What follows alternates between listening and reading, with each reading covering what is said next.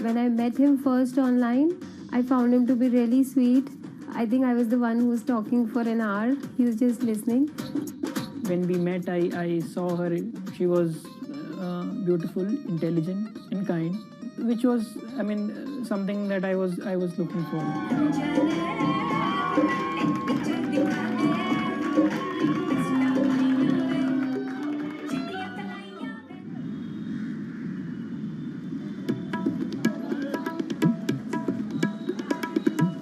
Anshu and Sumit are one of about 12 million couples that get married in India every year.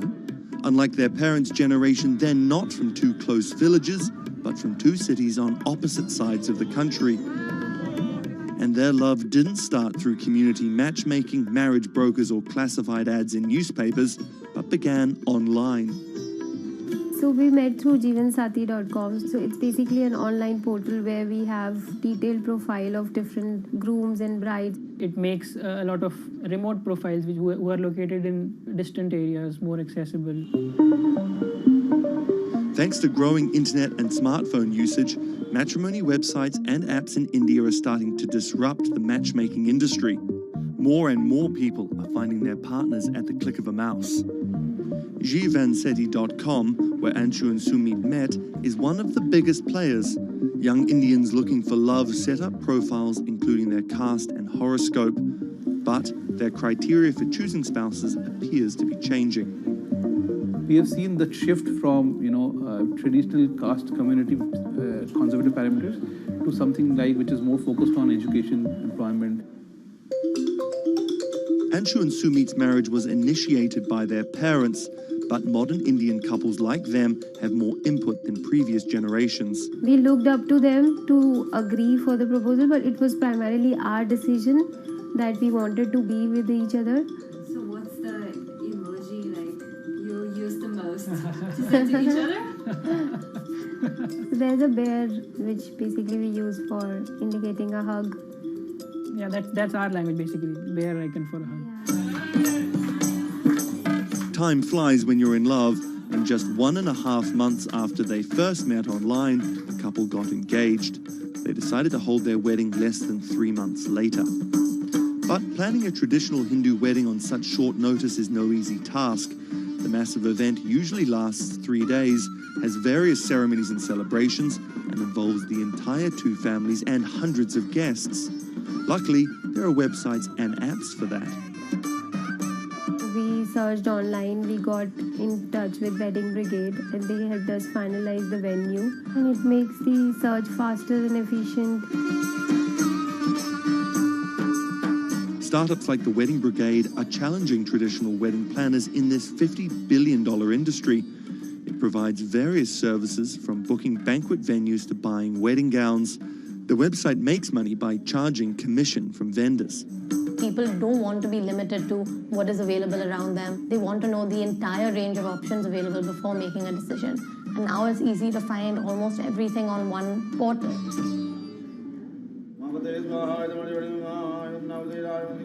Anshu and Sumit are officially married in a ritual that has gone on for thousands of years, but their love started in a very new way. Technologies might be changing the way couples meet, date, and get married in India, but they're definitely not changing everything. The technology was only the first level help that we could get to find each other. Everything else was like very humanly and emotions and feelings based.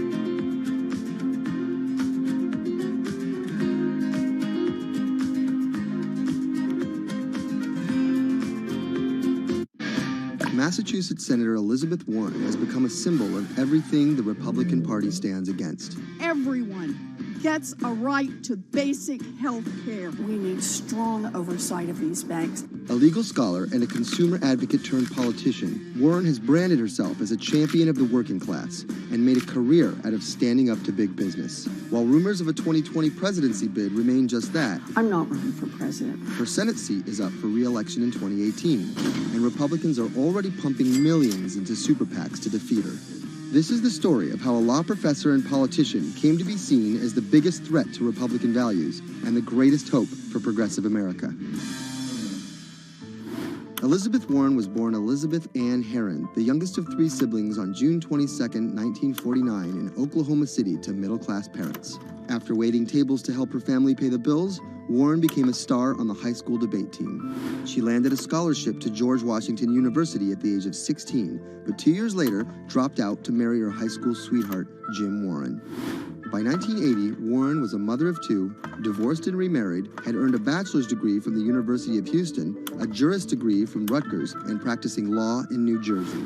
Warren then went on to become an influential law professor, teaching, lecturing, and publishing highly cited work on bankruptcy and commercial law at 7 universities around the country, eventually settling at Harvard Law School. But Warren wasn't always a liberal lion. Elizabeth Warren used to be a Republican, actually. That's Stephen Dennis. I'm a Senate reporter for Bloomberg. Around the time that Elizabeth Warren switched parties, she became a fierce opponent of a Republican drive to make it much harder to file for bankruptcy. She fought that for a decade. It ended up passing anyways. While her efforts ultimately failed, her warning calls were heard in 2008.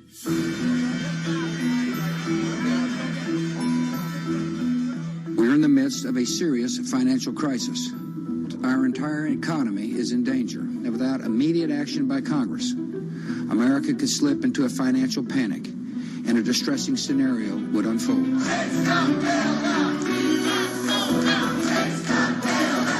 Professor Warren was tapped to help with oversight in the government bailout.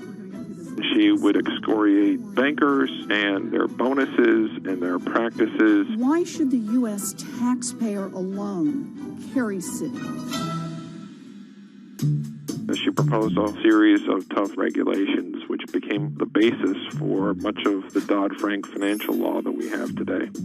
That sort of catapulted her to national stardom, particularly among the progressive left.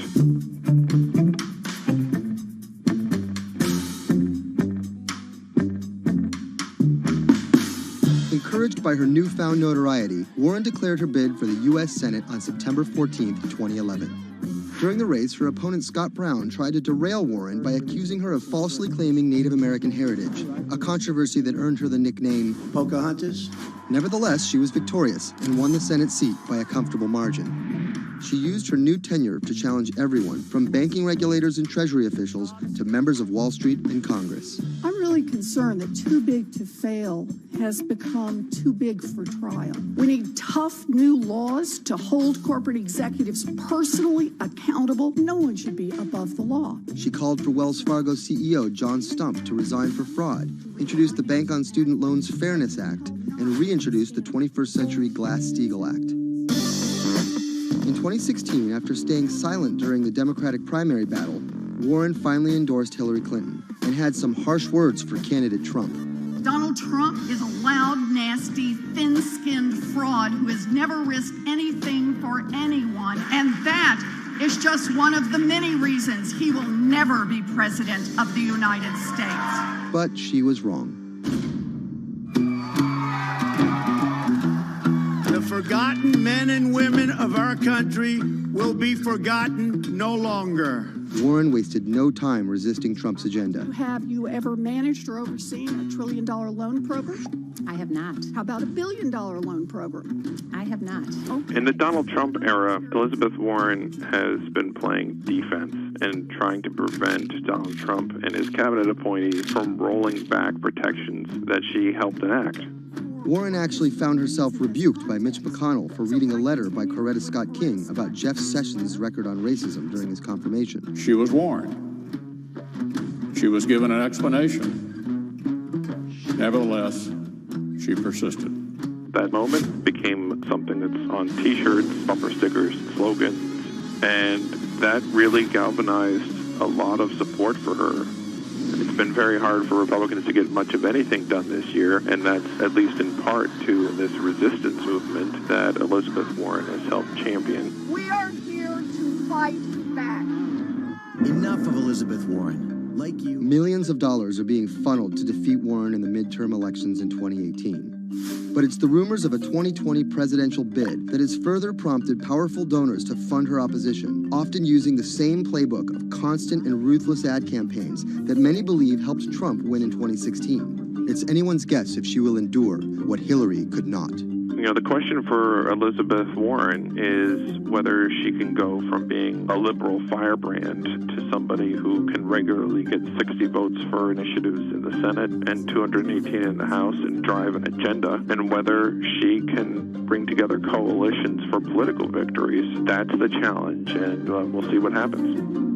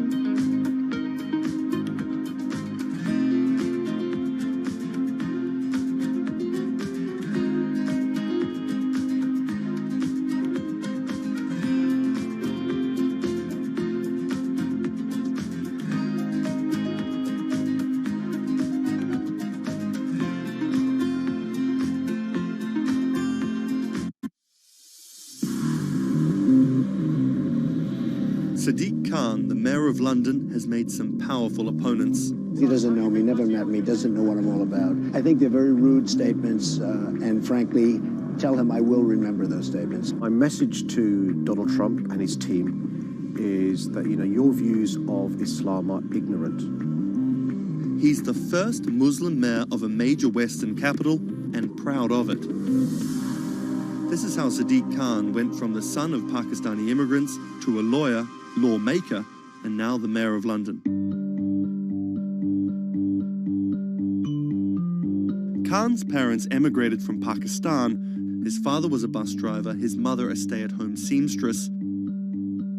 The 10-strong Khan family squeezed into a 3-bedroom flat in South London. He wanted to be a dentist, but TV in the 1980s convinced him otherwise. Objection! LA law with its swagger and ill-fitting suits caught Khan's eye. He graduated in 1991 with a degree in law from North London University and joined a human rights firm.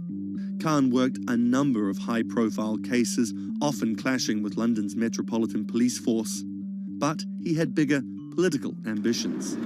This is what being a new MP is like, squatting on a bench in the absence of an office, dealing with letters from constituents. Reports are just coming in of an explosion here in London. And there's just explosions, and then it was just smoke everywhere. Everyone's just asking what's happened. Only 2 months after Khan entered the Commons as a Member of Parliament, London was attacked by Islamist extremists. That day will stay with me for the rest of my life. He spoke out against the attacks both as a London MP and as a Muslim. He has been very clear about his opposition to violence, opposition to terrorism, and has set out to make the case for a more open and peaceful Islam. That's Thomas Penny, one of Bloomberg's Westminster correspondents. Here is a man who is a Muslim, and he is standing up and being open and straightforward and being clear that the problem here is not Islam, but it's Islamic extremism. In 2015, a decade after the attacks, Khan ran for mayor of London, and his faith was back in the headlines. His opponent, Zach Goldsmith, trying to link Khan to radical Islam. The debate got again personal and nasty. The Goldsmith camp has called Khan extreme and accused him of associating with, quote, those who seek to do our police and capital harm. It's a pattern of behaviour. Even the former Prime Minister David Cameron repeated the allegations. He shared a platform with Sajil Shahid, the man who trained the ringleader of the 7/7 attacks and accused the United States of bringing 9/11 on themselves. But the smears didn't stick. Zach Goldsmith ran a very negative campaign that was based on what people knew was a lie. This election was not without controversy. And I'm so proud that London has today chosen hope over fear and unity over division. After taking the mayor's office with a comfortable majority, Khan has brought a business-like efficiency to the role, scrapping expensive vanity projects like the Garden Bridge and the new Routemaster buses, which cost £350,000 each. The former lawyer who used to fight the police in court is now praised for his close relationship with them. I was talking to a very senior police officer in the Metropolitan Police who said there was a sea change when he went into City Hall, and the police were saying how much they welcomed this because they knew where they stood and it was more straightforward to work with. So he works like a lawyer, he works like a government minister. Khan's kept his faith at the fore. He's an outspoken voice for moderate Muslims across the world. Donald J. Trump is calling for a total and complete shutdown of Muslims entering the United States. Now, by giving the impression that Islam and the West are incompatible, you're playing into the hands of the extremists. The ongoing spat between Khan and US President Donald Trump escalated when Trump went after Khan, misquoting him on Twitter just hours after the terrorist attacks of June 3rd, 2017. Khan's now one of the most prominent Labour politicians in the UK. In fact, a recent poll of Londoners found Khan was more trusted to keep the country safe from terrorism than the Prime Minister or the Labour leader. His story of going from the son of an immigrant bus driver to the mayor of one of the greatest cities in the world plays well with Londoners. But can he appeal to the rest of the nation? Has Khan got his eye on the top job? And is the UK ready for a Muslim Prime Minister?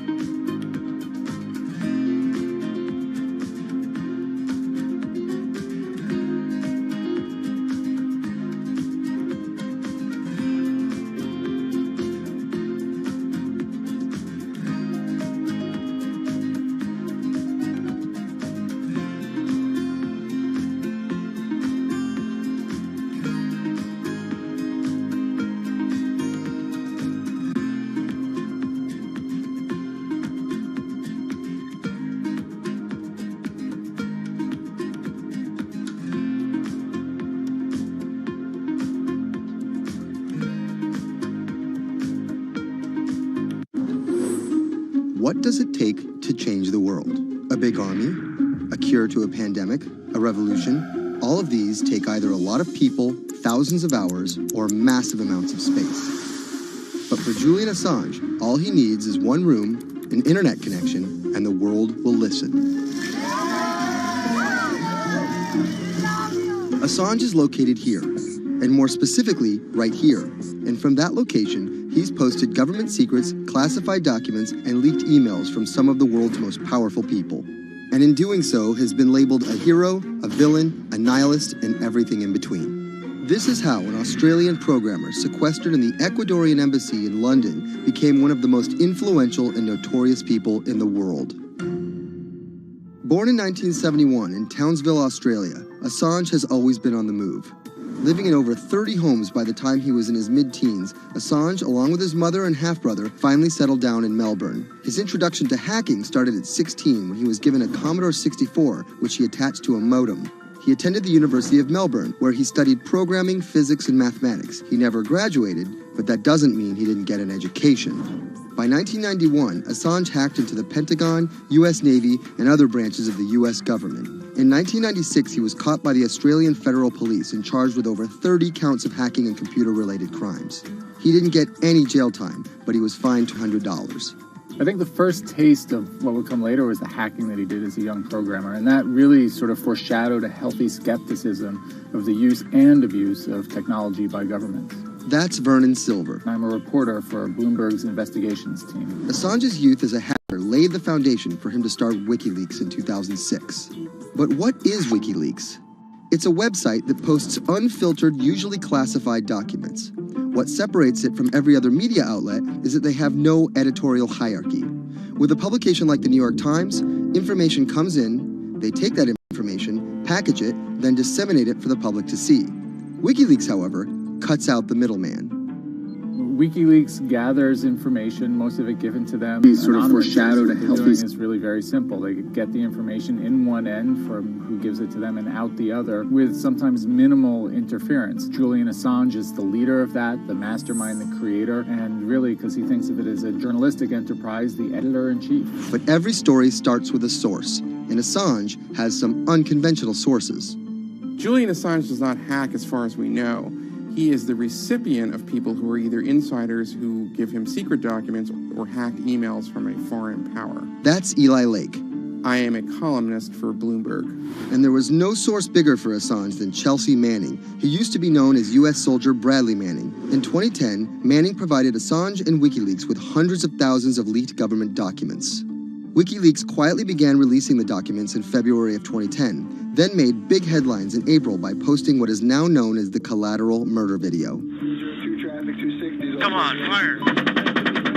It was a vivid, graphic video. It changed the debate on the Iraq War, and importantly, it put WikiLeaks on the map when they put it online, and they couldn't be ignored at that point. And those leaks were just the beginning. They went on to post more than 90,000 leaked documents known as the Afghan war logs, 390,000 documents known as the Iraq war logs, and 250,000 private messages between diplomats called cables in what is now known as Cablegate. These leaks were met with very real ethical questions. The problem with publishing those cables was that a number of confidential sources for U.S. diplomats who faced real danger when their names were exposed. Then Secretary of State Hillary Clinton drove the point home that every country, including the United States, must be able to have candid conversations about the people and nations with whom they deal. Shortly after Cablegate, the Swedish government issued an arrest warrant for Assange on allegations of rape and molestation. He claimed the allegations were fabricated to get him extradited to the United States, a claim the U.S. government denied. Either way, Assange's next move was to seek refuge in the Ecuadorian embassy, which really was the beginning of the new chapter in his life and what we're dealing with now, which is him being stuck in London. What was supposed to be an office in an embassy is now Assange's self-imposed prison to this very day. But that doesn't mean he's slowed down. Since being trapped at the embassy, WikiLeaks has released files about Guantanamo Bay prisoners, Syrian political figures, and the draft to the Trans-Pacific Partnership. And then came the 2016 U.S. election. Thousands of leaked emails showed Democratic Party officials possibly plotting against Bernie Sanders in his race against Hillary Clinton. Over the course of 68 days, WikiLeaks released 20,000 confidential Democratic National Committee emails. In terms of the presidential race, if you look right here, when Assange released the first batch of emails, Trump actually takes his first lead against Clinton. I think we've had enough of the Clintons, in all fairness. Once WikiLeaks started exposing secrets of the Democratic Party, Julian Assange became a hero to many on the right. Public opinion kind of flip-flopped. WikiLeaks. From the emails, we now know Hillary Clinton's campaign manager makes risotto, and also how the DNC squashed Bernie Sanders' campaign. One thing we don't know is who gave Assange the stolen emails in the first place. Many leading Democrats say they suspect it was the Russians. They released an analysis from a private cybersecurity firm that had said it was the Russians. But Assange claims our source is not the Russian government, and it is not a state party. So this is where we stand today. The public still doesn't know who provided the emails to WikiLeaks. Meanwhile, Assange is still running WikiLeaks and still releasing documents. In March 2017, he started publishing documents from the CIA's Center for Cyber Intelligence called Vault 7. The CIA, the agency charged with finding and keeping our top secrets, can't keep its own secrets. As long as Assange has a connection to the world, no government secret will be too far from exposure. Julian Assange is still in the embassy. Maybe he'll leave, maybe he won't. Kind of regardless, his work has been done. He's changed the way people think about their governments, about their own secrets, about their own hackability, and really the world has changed because of him.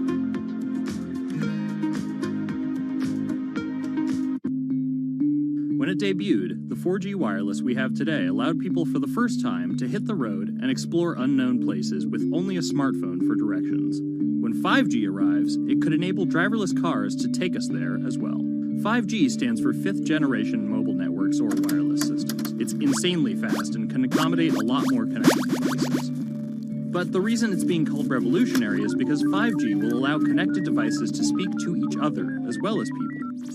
Right now we're living in a world where really it's a one-way experience. That's Bloomberg tech reporter Ian King. The network talks to your phone, you look at your phone and access data, then you send something back to the network. What we're being told about 5G is that really for the first time we're going to see machines communicating with each other over mobile networks in a meaningful way. 5G could end up being 100 times faster than what we have now, with speeds that could reach 20 gigabits per second. In plain English, that means downloading a full-length HD movie in seconds. 5G will also increase total bandwidth, which we will need in order to accommodate the growing Internet of Things. We're talking about the class of devices like internet-connected refrigerators, thermostats, dog collars, but 5G will enable many, many more. Things like your utility network, factories, where machines are just sat there not connected at all. Suddenly they're all going to be connected. Suddenly we're going to be able to have real-time monitoring. Other things like cars, like utility poles, like your light, the light poles. But perhaps the biggest advance will be a huge reduction in communication lag time, known as latency. A network of driverless cars will need the speed of 5G to ping each other multiple times per second to avoid collisions. Near instantaneous data transfers could allow doctors to perform surgery remotely with a robotic scalpel. So how will all this work? First, you need to improve network density. And that's just a fancy word for saying you put more towers out there. What we're being told is that's not actually the case with 5G. The idea is 5G will not only use the existing mobile spectrum, but also tap into higher frequencies called millimeter waves. Millimeter waves can carry more data, but only travel short distances. This may mean you'll see a lot more of these base stations around town. And the new towers may have as many as 100 antenna ports, compared to about a dozen on 4G cell towers. So when will we get 5G? Getting 5G ready is expected to cost providers $275 billion over 7 years in the US alone. Look for the first 5G service to pop up in big cities sometime in 2019.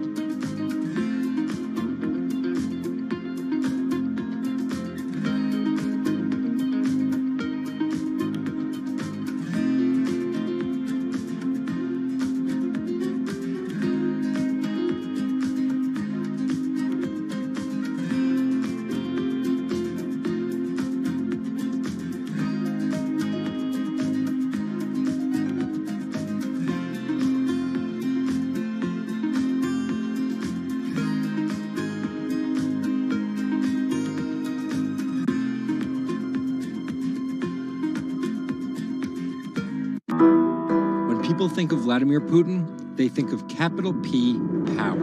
And that's exactly the impression he creates. Whether it's physical power, firing different weapons, riding in various James Bond-esque modes of transportation, or tossing hapless opponents in judo. Or political power, ruling his own country with an iron fist, crushing his political opposition, or, most recently, being accused of meddling in foreign elections for his own benefit. This is how Vladimir Putin went from a poor, tough kid in Leningrad to a KGB spy to the very symbol of modern Russia. Vladimir Vladimirovich Putin was born in 1952 in Leningrad, which is now St. Petersburg. His father was a factory foreman and his mother a homemaker. It is widely said that Putin's public-facing tough guy persona can be traced back to him getting into fights when he was younger, which paved the way for him to take up judo. After getting a law degree from Leningrad State University, Putin joined the KGB Foreign Intelligence Service. He spent 16 years in the KGB. When Putin returned to Russia, he began his political career. He went to work for Anatoly Sobchak, who was then the mayor of St. Petersburg. That's Leonid Brzezinski. I'm a columnist at Bloomberg View. Putin thrived in Sobchak's administration because he was sort of considered pretty efficient city official at that time. He was very loyal to Sobchak. So loyal and efficient that he was noticed by Yeltsin's close circle. And those people soon brought Putin over to Moscow to work in Yeltsin's administration, where he quickly climbed the political ladder. Then, of course, he was promoted to Prime Minister of Russia. That's Dmitry Trenin. I am currently director of the Carnegie Moscow Center. Around this time, Yeltsin and the people around him, the so-called family, decided that Putin would become Yeltsin's successor. And then this happened. The apartment bombings were carried out in 3 Russian cities, killing 293 people and injuring more than 1,000. Putin immediately accused Chechen separatists for the bombings and followed it up with action. He was credited with having a very successful military campaign against the terrorists. And it worked. After that, he became an heir apparent in the eyes of the Russian people. 3 months later, Yeltsin resigned. And on his way out, a famous exchange. He was getting into the car in the Kremlin, and the last words that he addressed to Putin before getting into his car was, "Take good care of Russia." So Putin took over as president, and 3 months after that, won his first election. But just because Putin won the presidency, that didn't mean he had all the power. This is Michael McFall. I was U.S. ambassador from 2012 to 2014. In the 1990s, there was a fire sale of all the things worth owning in Russia, and certain people, the oligarchs, did better than others in that fire sale, sometimes called privatization, and those people tended to be well connected with the Yeltsin regime, and they weren't Putin's friends. But they probably miscalculated, thinking that they could easily find a way to influence him. It became impossible almost from the start. From that very moment, there was warfare between him and the oligarchs. That's when Putin gave the oligarchs a choice. Putin's way? Some of those people from the 90s managed to figure out a new way of dealing with Putin and have survived. Or prison. Others could not find common vision, and so they lost their assets. Khodorkovsky once was Russia's richest person, worth $15 billion, but he ran afoul of President Vladimir Putin and spent a decade in prison. With domestic power consolidated, Putin focused on restoring Russia's global influence. Putin is the guy who believes in the expansionist Russian state. Georgia and Ukraine and all the other Soviet republics that split off when the Soviet Union fell apart, he still believes that they're traditional Russian satellites. A lot of his strategy is about keeping them in the orbit. That Yeltsin line, take good care of Russia, that's how he understands it. And he used annexation and invasion, as well as oil, gas, and trade to keep former Soviet republics in Russia's orbit. In 2008, Putin's 2 terms were up, and he decided to step down as president. Dmitry Medvedev stepped in as president, and Putin went back to prime minister. But really, Putin never left power. He pretty much continued running the country, and Medvedev was a bit of a figurehead. There was actually a period of cooperation between Russia and the U.S. that benefited both countries during Medvedev's presidency. Because Medvedev did not have the same negative attitude towards the West as Putin did. But when Putin came back to run for a 3rd term, in the lead up to the 2012 election, it was widely believed that both the presidential and parliamentary elections were rigged, and Russians took to the streets. Putin blamed the protests squarely on America, and more specifically, Secretary of State Hillary Clinton. He believed that she had sent, and this is his words, a signal to demonstrators. Still, Putin won by a huge margin and set about crushing the protest movement immediately upon his return to the Kremlin. Over the next few years, Russia's economy tumbled. Putin annexed Crimea, leading to sanctions. The price of oil fell drastically. The ruble hit a new low, and America played down Russia's influence, with Obama calling Russia a regional power. Despite all of that, Putin's approval rating remained sky high, and then an opportunity for payback.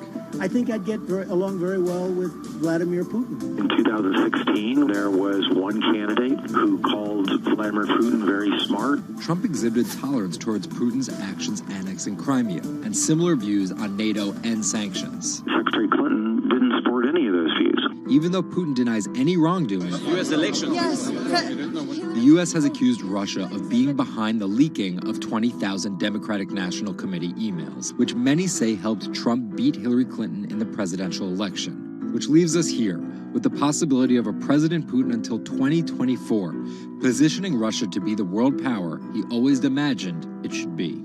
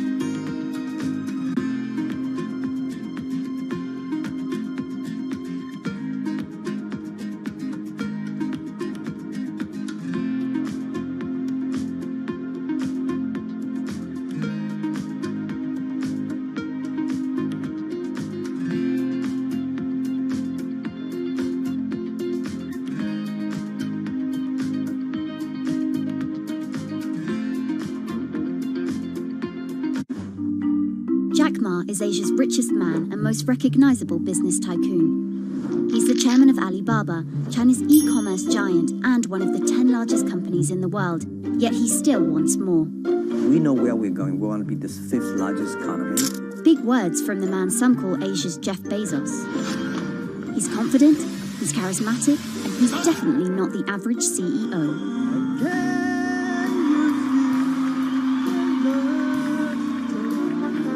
This is how a poor school teacher went from the classroom to being one of the most influential multi-billionaires in the world.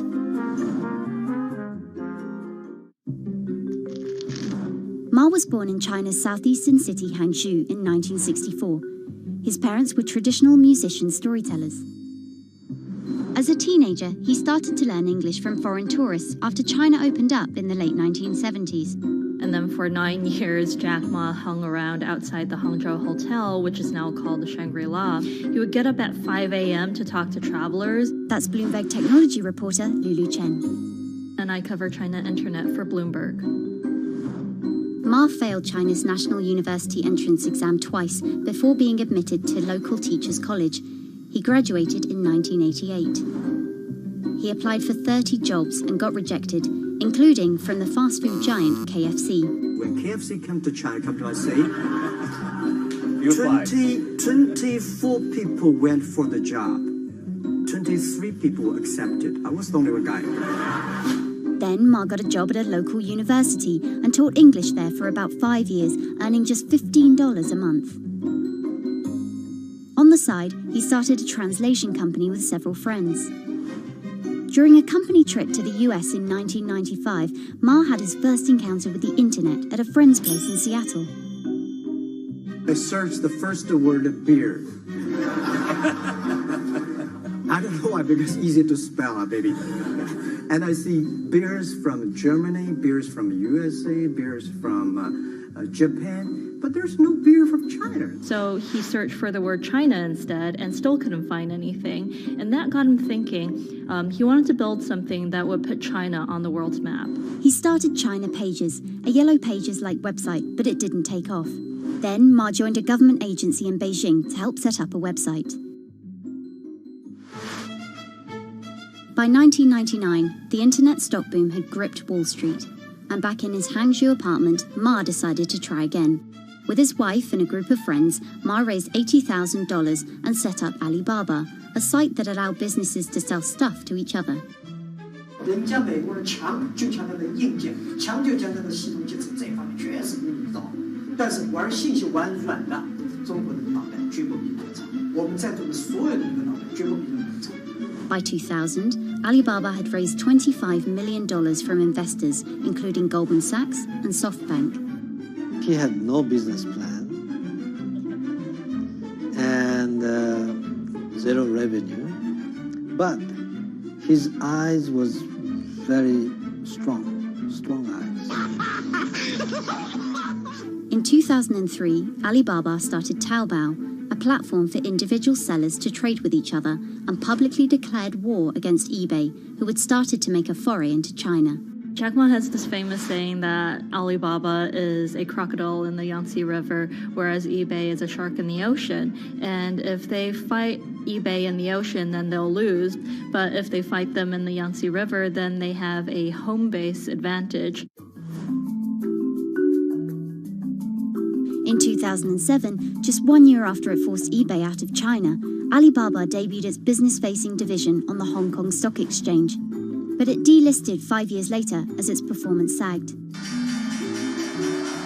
But in 2014, Alibaba raised $25 billion in the world's biggest IPO in New York. Everybody should have a dream. What if that dream comes true? After achieving dominance in the business of e-commerce in China, Alibaba has been building an internet empire worth $472 billion, with businesses in cloud computing, online video streaming, movie production, healthcare, sports, retail, and even news media. Alibaba buying into South China Morning Post really raised eyebrows. This is the largest English newspaper in Hong Kong, and it shows that Jack Ma's ambitions weren't limited to e-commerce. He wanted to influence not just Chinese users, but also overseas users as well. The US has criticized Alibaba for allowing companies to sell counterfeit and poorly made goods, but in China, it enjoys the favor of China's government. It's part of Ma's company philosophy. In love with the government, but don't marry with them. Jack Ma's an extremely fortunate man for jumping on the internet sector so early. Note that this is a person who has no coding skills at all. He's a natural showman and a gifted public speaker and really able to convince others to believe in his vision. Ma's vision of growing Alibaba to be the world's 5th largest economy faces strong competition at home and abroad. It will require more than just naked ambition and charisma, but Ma is great at getting himself in the right place at the right time. So far, it's served him well.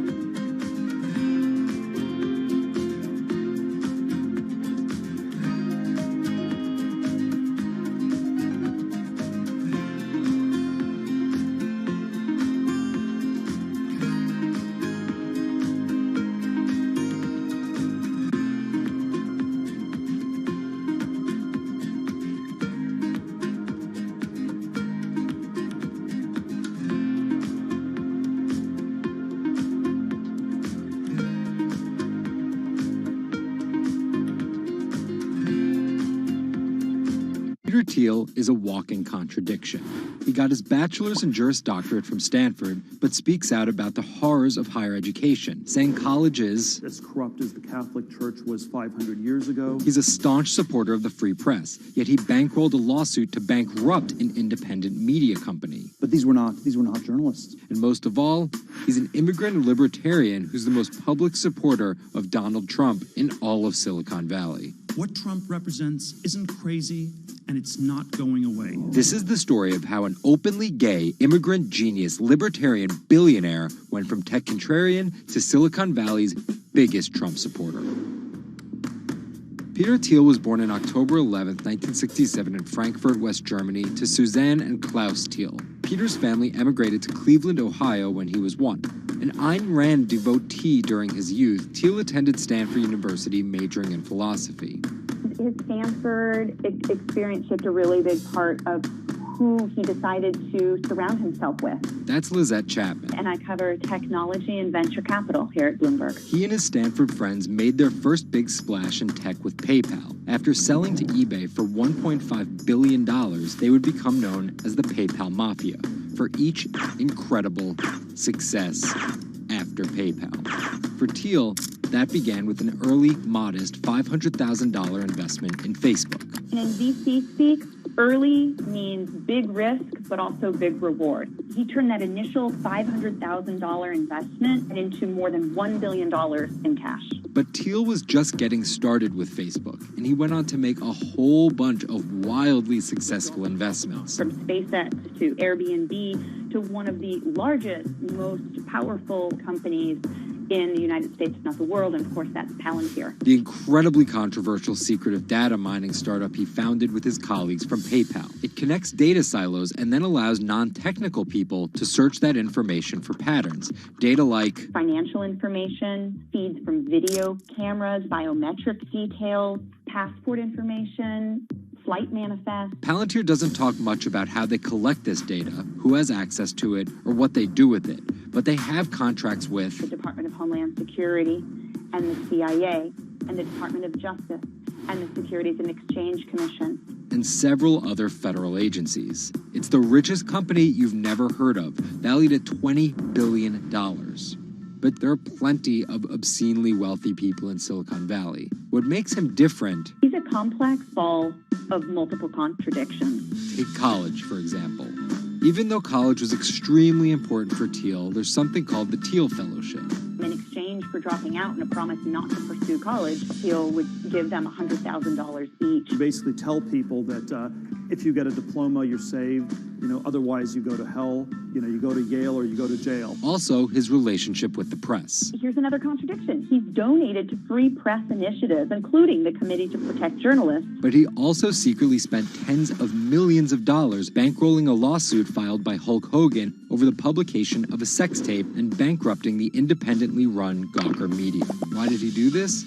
Because in 2007, one of Gawker Media's blogs, ValueAg, outed him as gay. And with the lawsuit, he found an opportunity to get back at them by funding the lawsuit that Hulk Hogan was able to bring then, but he wouldn't have been able to do that without Thiel's money. And finally, Thiel's biggest contradiction, his endorsement of Donald Trump. When he was asked about his support for Trump, he was surprised at the outrage that came with it from many of his colleagues in Silicon Valley. He didn't want more of the establishment. No matter how crazy this election seems, it is less crazy than the condition of our country.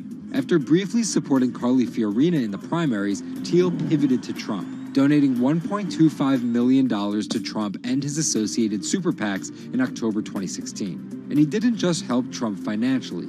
He gave a full-throated keynote speech supporting Trump at the Republican National Convention. I'm not a politician, but neither is Donald Trump.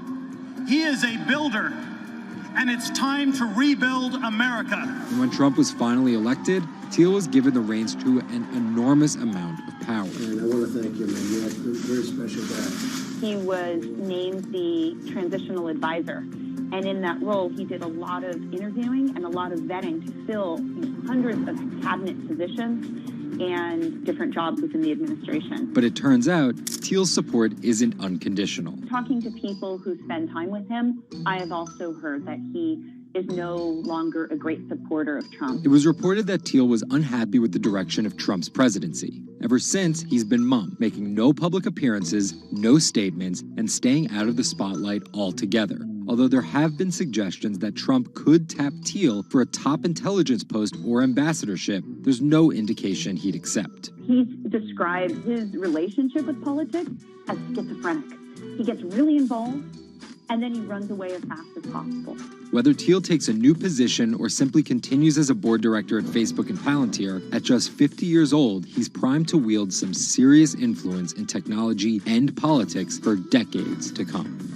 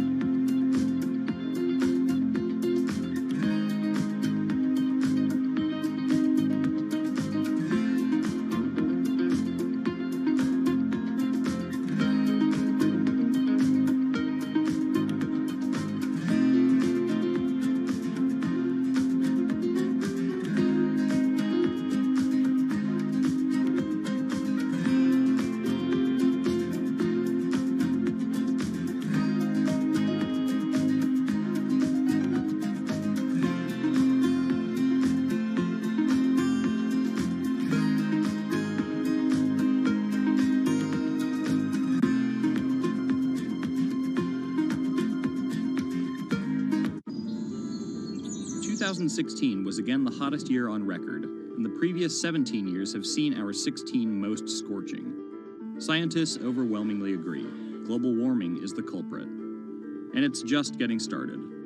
Ice caps, extreme weather, wildfires, droughts, and the hits keep coming. What are we doing about it? In 2015, the world took its boldest step yet to stem climate change with a historic accord in Paris. But now comes the hard part. Nations must change energy policies and invest huge amounts of money, and they will likely do it without the United States. President Donald Trump announced on June 1st that the U.S. would withdraw from the accord. The reality is that withdrawing is in America's economic interest and won't matter much to the climate. Here's the situation.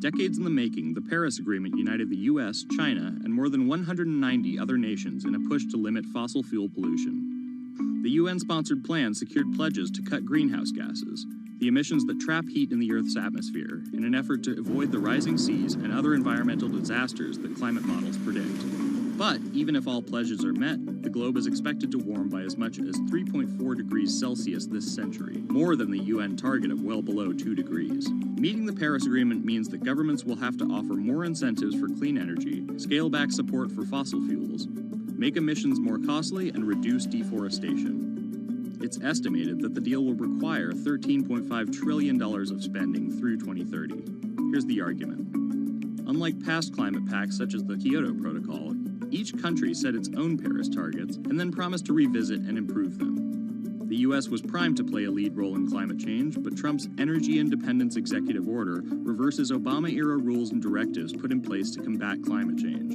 and expands production of coal, the dirtiest fossil fuel. The resulting policies threaten the global fight against climate change. Without the US commitment to emissions reduction, other countries may join it in abandoning the Paris Agreement. This could make it almost impossible and even more expensive down the line to stop climate change. Optimists argue that the shift to a lower carbon future is already underway. Businesses, cities, and US states, such as California, are already investing in wind and solar and taking other steps to make it work. I've actually been called an environmentalist, if you can believe that.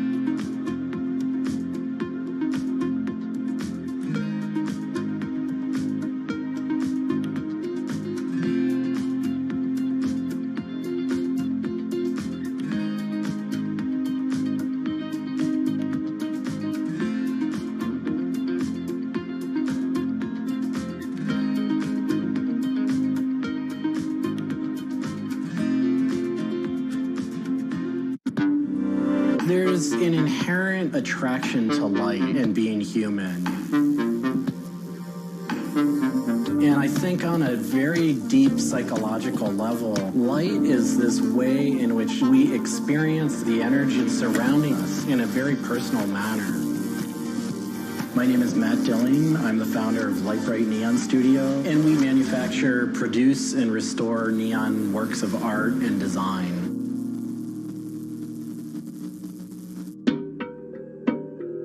origins of the creative content of a lot of the work at Lightbright comes from a variety of sources. Sometimes people come with a napkin sketch. Some people come with an Adobe Illustrator file. And we have a whole design team who then we kind of work together to help create layouts of what it might look like. Scale it up and create a paper template using a pen plotter. And that paper template actually becomes our guide for what we're going to bend the neon to. We take from the office into the glass shop. We pick out the right size tubing with the right color for the right size project. From there, we heat up the glass tubing. The torches heat the glass well in excess of 1,000 degrees in order for it to get into its molten state. We heat up and bend the glass tubing to match the template. One of our chandeliers has over 100 different bends in it. So each one of those bends has to be marked for a heated up bend. We also have to allow the glass to cool between the bends so that the next area can be worked on and heated up in its own unique fashion. It turns into spaghetti, and then we have to make sure that that spaghetti lines back up and cools to the template. We use a blow hose to connect our mouth to the tube, create a volume that's closed, and we can control the pressure in there with our mouth. There's just a variety of challenges that come up inherently in working with glass. Glass can crack due to stress, and sometimes you'll just have a batch that all it wants to do when it gets near a torch is crack.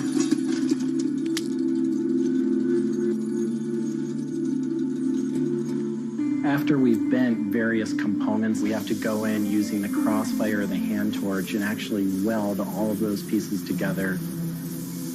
The last step on that is then to weld on electrodes onto either end. Each one of those steps is very, very specific. I draw inspiration from so many different experiences. It's hard to come up with one thing that's particular, but one of the ways that I really am able to connect with the creative is to float. Floating is a similar experience to meditation, to psychedelics. Going into a blackened room and laying out in a body of water and salt that's heated to your body temperature, and it allows for all sort of external stimulation to fall away. And your internal world really begins to bubble up and manifest. You really get to experience a different relationship to your mind.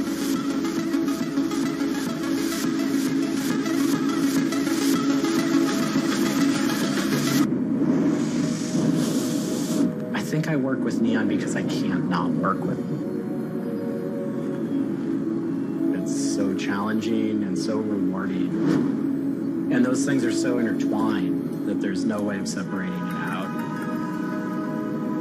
I learn so much and continue to learn so much by working with it. I find so much inspiration in working with it, and I just continue to experience new and different things through the medium. It's that close to me at this point.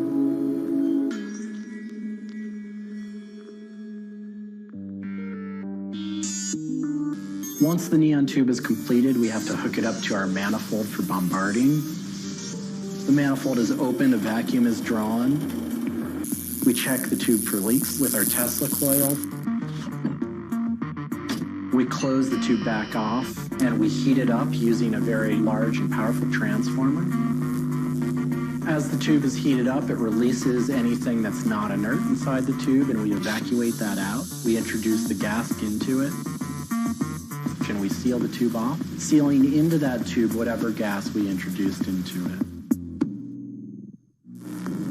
I think my favorite part of making a neon light is when I see it lit up for the first time.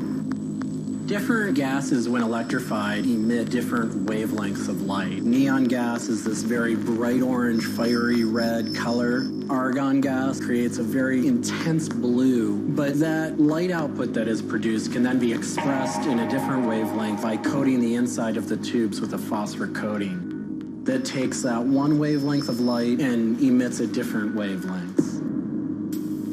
bring it over to the aging table, where we hook it up to an age-in transformer and allow it to settle, age the gas in that we've introduced to it. There's always a stray particle of something left inside the tube. But that time that the oxide coating can act to scrub whatever is left inside the tube while things are getting settled into place.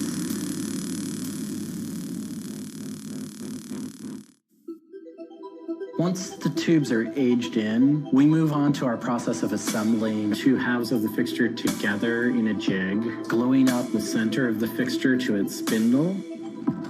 Once the adhesive dried, we would connect the wires from the fixture together into a transformer, and we turn on power and it lights up.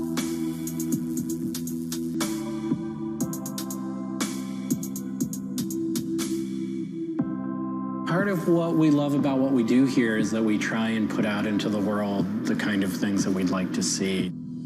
I still am surprised when it lights up. I'm still excited when I get to see it illuminated.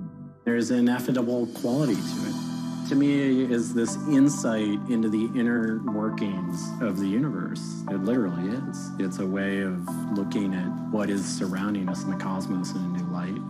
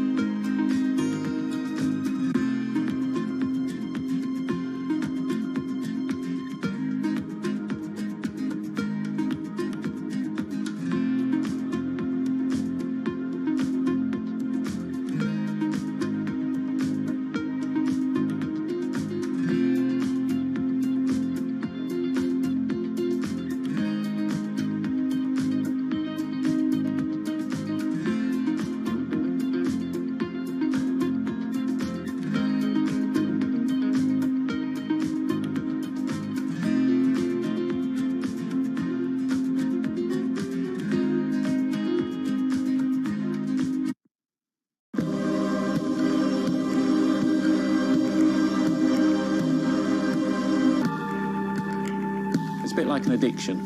You've got to make something. You have to do something. It's borderline obsession. And every bike we build is my favourite bike at the time, and as soon as it's done, I want to build another one.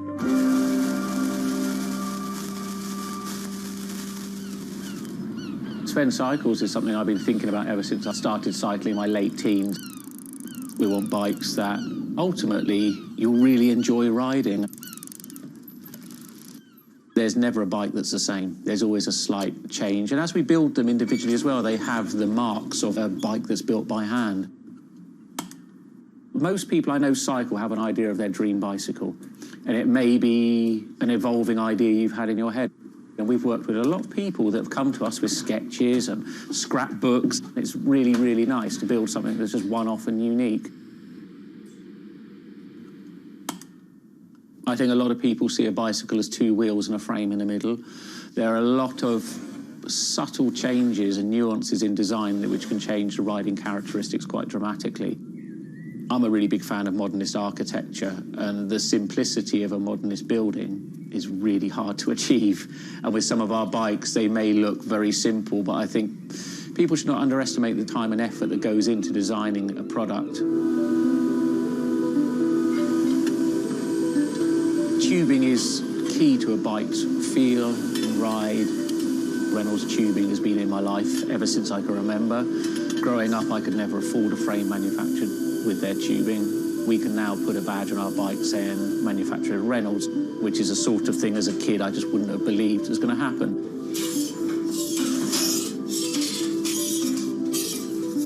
Every part of the bike has a specific tube. It's not universal. The first thing we do is get the tubes out, check they're correct, check the wall thicknesses, sand the edges, make sure it's all really clean, because if it's not clean, the tubes won't join together correctly. We build in steel because I still believe it's one of the best materials to use. It's been used in bikes since the late 1800s, and they're still using it now for a very good reason. It's the flexibility that we can replace the tube, repaint the bike, and you wouldn't know it's damaged. I just like working with it. It's very sculptural. This isn't sort of aerospace precision engineering. It's a steel rule and a marker. So when we're cutting the tubes, it's within a mil or two. But what we're trying to do is take the best from bicycle building in the past and add a little bit of modern flair to it.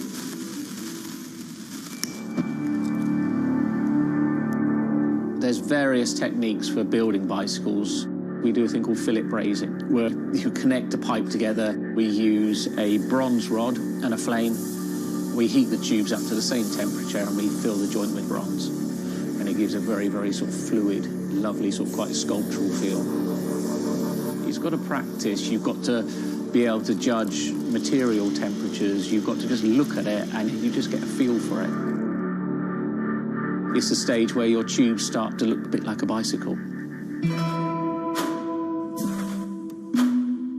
My father's a jeweller. He'd make sort of very pretty things, which are lovely, but for me, they don't really have any function. What I love about bicycles, you can start on a Monday with a box of tubes, you can be riding it by the weekend, and it can last you for the rest of your life.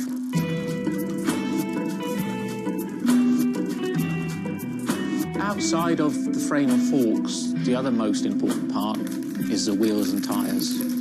When you build the wheels, you have to lace them, so there's little holes going all the way around the rim. You poke the spoke through. We do build all our wheels by hand here because a machine can't get 30 years worth of wheel building experience. Colour is very, very personal. With any of our bikes, you can have them painted whatever colour you want. We've matched one to the teapot, so we can get that scanned and we can match that, or someone's favourite item of clothing. I like to let the bike sit for 4 or 5 days minimum, just so the paint can have time to cure a little bit, and then we assemble it. We get out all the new components, and it's a case of putting them together. Some bikes you can assemble in 3 hours, some will take 3 days. And we've built bikes that cost in the £10,000 plus mark. Some people, they're saving up and this is their bike and they're going to own it for the rest of their lives. So we just want to make sure they get the right thing.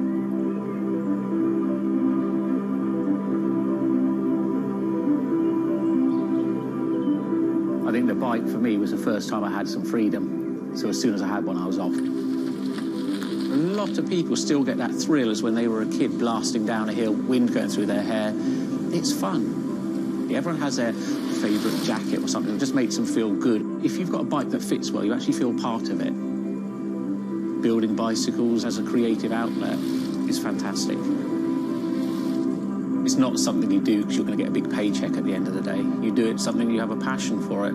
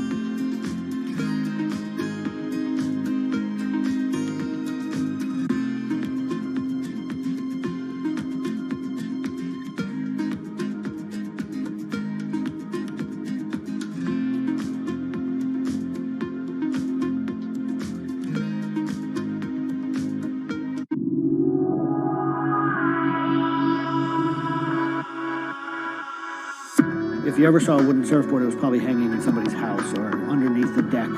But kind of in the last 10 or 15 years, wood has made a big comeback. They surf wonderfully. It's beautiful and it feels great to be on one of them.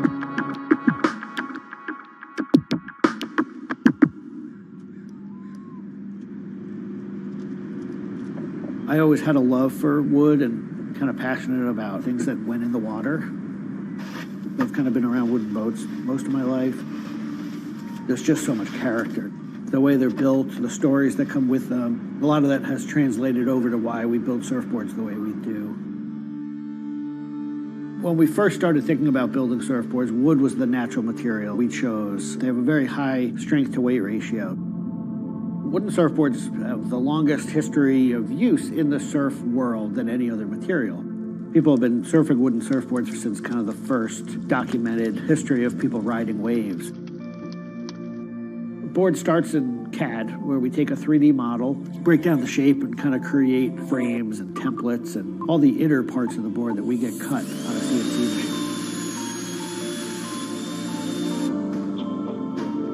We take those frames and we just pop them out, assemble the frame into kind of a skeleton.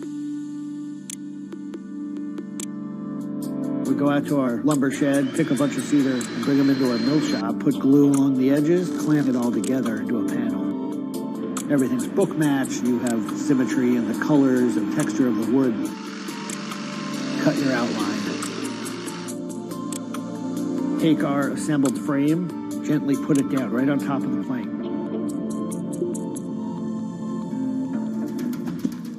Once that foundation is started, you're basically building up the three-dimensional shape, the outside part of the board, using lots of strips that kind of interlock and fit together. Every piece of wood is going to be different, and it's all going to react differently. There are frustrations with it, but I think that's one of the things that keeps it challenging. You learn to read the kind of what the grain lines are doing and what the color of the wood is telling you.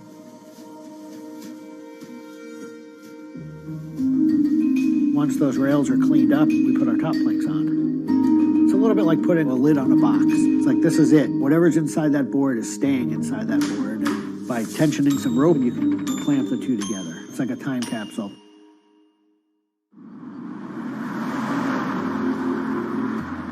What makes our boards unique are they are built right here in York. They're built using material that grows right here in the state of Maine. They're built 100% by hand by local craftspeople and surfers. There's a lot of time that goes into these boards, between 40 and 60 hours start to finish. We wanted to build surfboards that were as hollow as they could be, but still be strong enough to work well. Too light and they don't surf well, but too heavy and they don't surf well. So there's a balance point there, and that's where we try to be.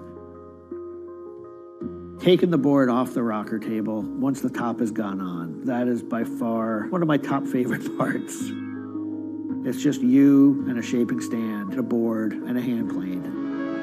Everything else is out of your view. It's simple, it's pleasurable, it's quiet. You can be with your thoughts and you can just kind of be present. There's something about taking a nice sharp edge tool to a beautiful piece of wood and feeling the curls coming off and knowing that every pass that you're making, you're kind of getting it closer and closer to what you have in mind.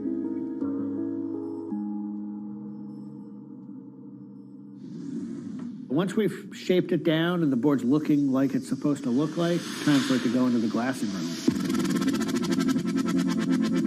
4-ounce fiberglass, laying it over the board, draping it over the edges, cutting it, applying epoxy, and on the board. Once both sides are lamb coated, it's time to put in the hardware. Drill and router and install the fin box. And on the other side, we drill and put in the leash plug and a vent. There's a lot of air just naturally inside the board, and that air wants to expand and contract with temperature changes. And that vent has a little piece of Gore-Tex fabric in it, and it allows air to kind of breathe both ways, but it doesn't allow water to get in. Once all that hardware is put in, it goes back into the glassing room. We brush a nice, beautiful, thick coat of epoxy over the whole surface, and that we call a gloss coat. That's supposed to look beautiful and glossy and shiny and flawless. You get to see that board come to life. Whatever the colors in the wood, they really come out. It just makes it look like candy. You just want to touch it and run your hands down it, and it's just kind of the icing on the cake.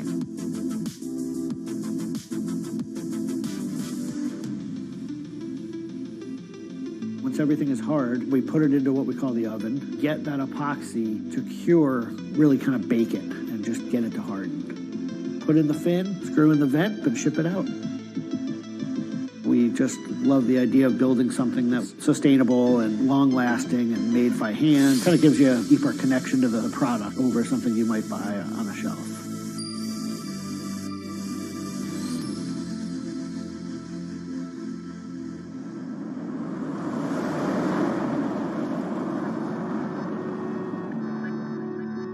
When a customer gets the board, they feel it. They 100% feel the amount of work and the amount of passion that went into the board. So I'm not really looking at hours and efficiency. We're looking at like doing it right and enjoying it as we go.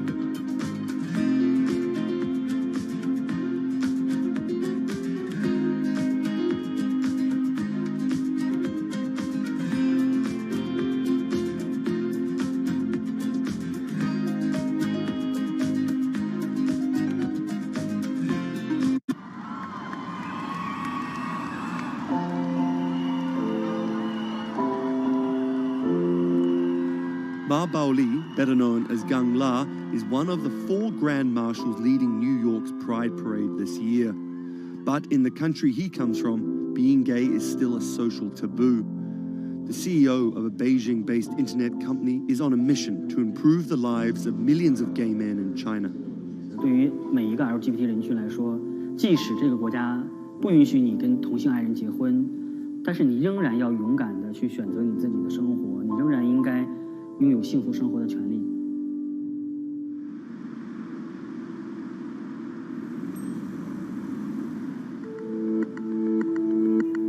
Ma's company Blue City runs an app and a website specifically for gay men.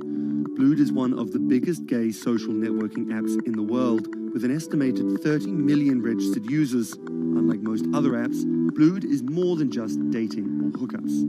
大家可以在我们这个软件里面找他自己的情感，然后可以阅读相关的内容，然后可以进行一些娱乐，比如玩游戏啊，比如看直播啊等等。Back in 2000, when Ma studied at a police school in northern China, he realized he didn't feel like everyone else.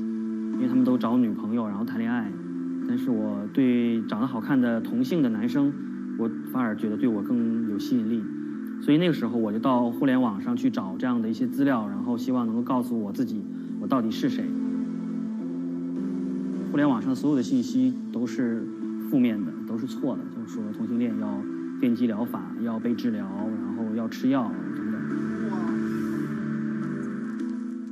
After visiting some foreign websites with different attitudes to homosexuality, Ma created his own site for a Chinese audience, encouraging people that 他们也是正常的，他们不用自卑，然后也不用自杀。Even though attitudes towards homosexuals are slowly changing in China, it's still a social stigma. The virtual world of Blued, where members can be open about their sexuality, is for most a striking contrast to their real lives. This is live streaming, a function added to Blued in late 2015, right as the internet craze was starting to take off in China. Many self-made stars like Jin make decent amounts of money by receiving audiences' virtual currencies and gifts. 我们不是彼此的初恋，我们初恋这种事儿都不靠谱啊。For Kyle and Klaus, a couple who have come out, live streaming on Blued means something different. 其实我经常会收到很多粉丝的一些互动的留言，就是类似就是说你们让我们看到了同志情侣之间的一些希望啊，我看到这样的留言我是很欣慰。The government's rules for acceptable content online may shift quickly in China, with LGBT material in a grey area. Many companies feel the chill of the recent internet crackdown, but Blue City still runs as usual. Ma has won the Chinese government's trust by helping with HIV prevention among gay men. A third of the company's staff are dedicated to screening pornographic and politically sensitive content. 我不太多的愿意去对抗，我更多的愿意去对话，去改变他们的想法。我觉得这个可能在中国来说是更有效的。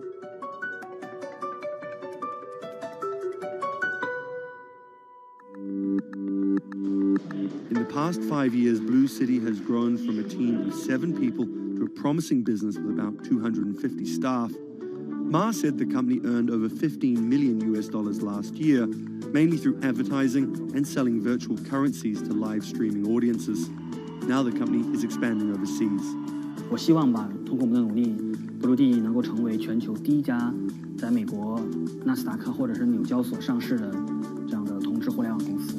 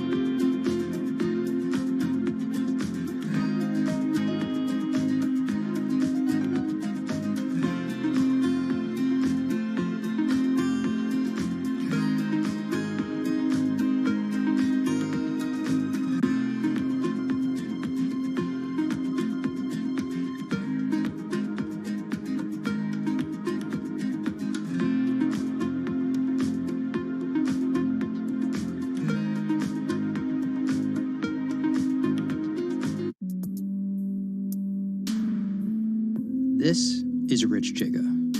He's a Chinese rapper by way of Indonesia, and he's very popular on the internet.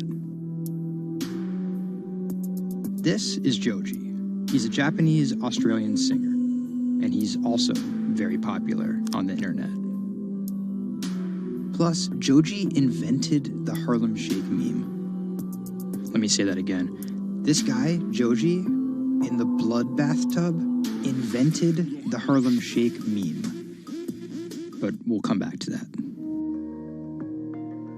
So Rich and Joji are both signed to 88 Rising, an entertainment company hoping to build a lasting global brand that will outlive singular moments of virality. They primarily create content combining Asian culture and hip-hop, a formula that apparently pleases the internet gods greatly. They've only been around for 18 months, but they're already putting up major label numbers. I think that we have an unprecedented collective of talent, a group of predominantly Asian artists, really making waves globally, which from an independent point of view as well. 88's founder, Sean Miyashiro, cut his teeth launching Vice's electronic music channel, Thump.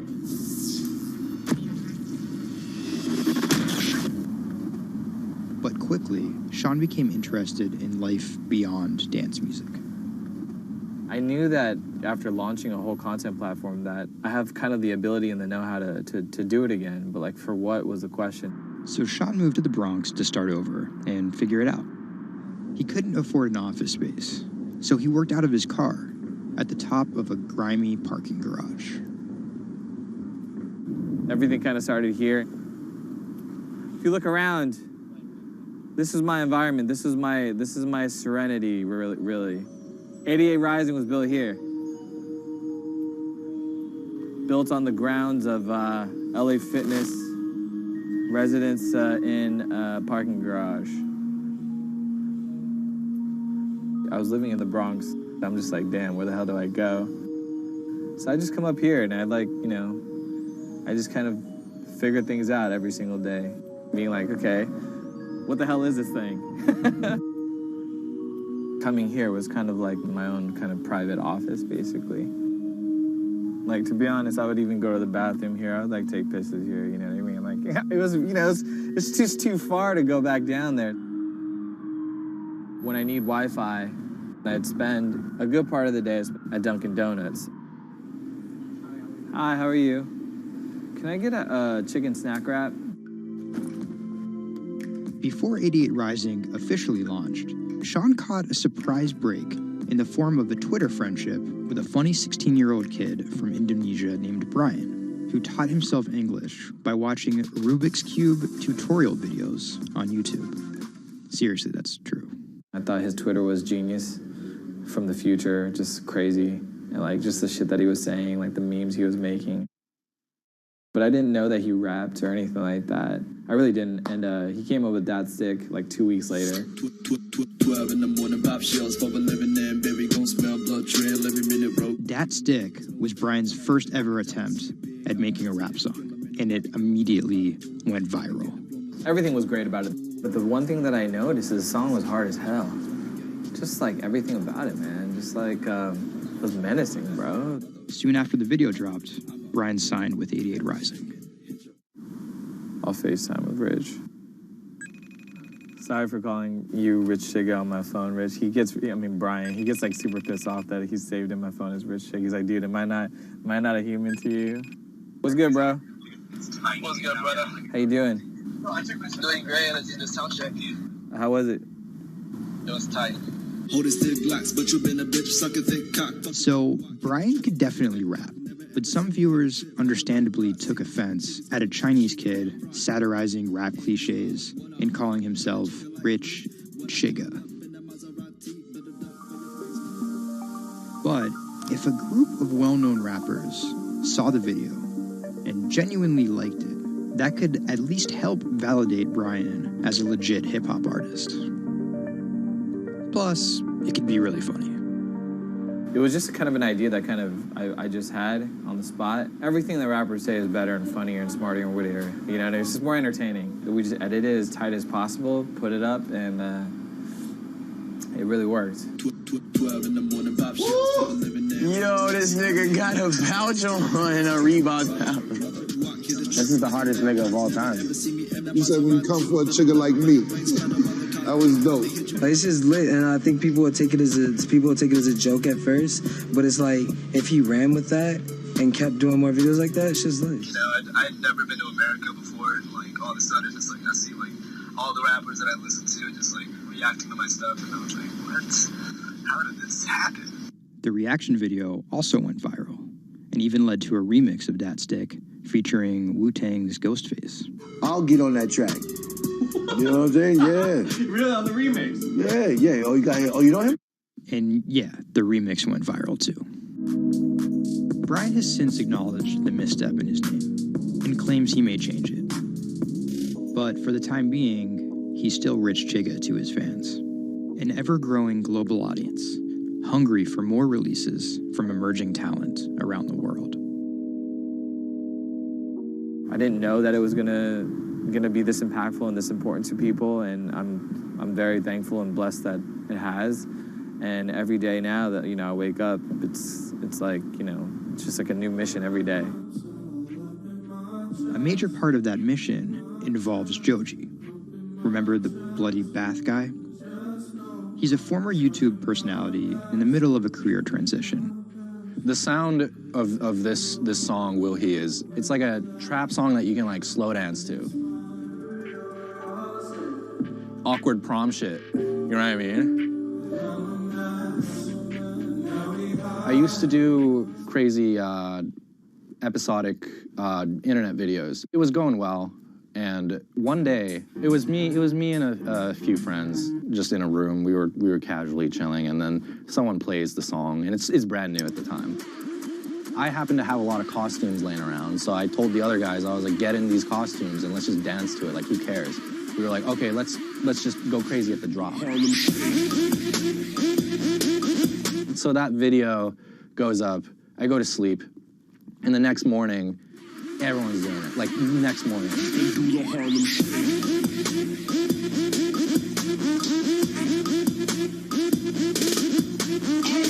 That taught me a lot about the internet, how people want to just be a part of something. And from that point on, something changed, and I was a little better at understanding demographics and people and, what they want to see and what they want to hear.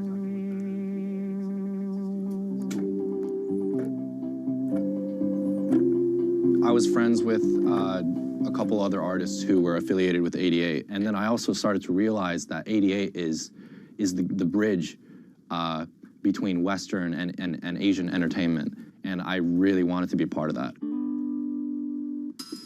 Joji just released the In Tongues EP, his first project as a serious artist.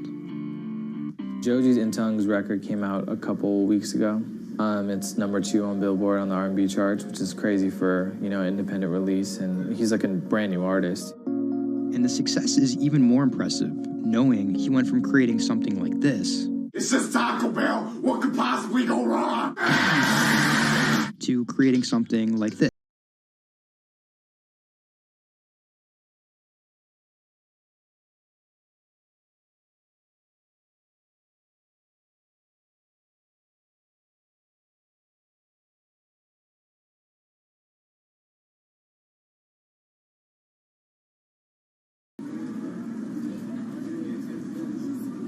Tonight, Rich Chigga has a show in New York City. Tickets sold out in an hour. I came here, I'm first online. I was here at 1. I was the third person online. So why'd you get here so early? Because I want to see Rich Chigga. I want to touch him. What do you guys think of Joji? He's That's my dad, son. You guys cop the new EP or like? Yeah. I woke up at 6 in the morning just to cop that shit. And then I listened to it, and that shit started making me cry. This is actually kind of exciting. Every time, this never gets old. Like, you live online and social media, but like, there's nothing like just being with the people.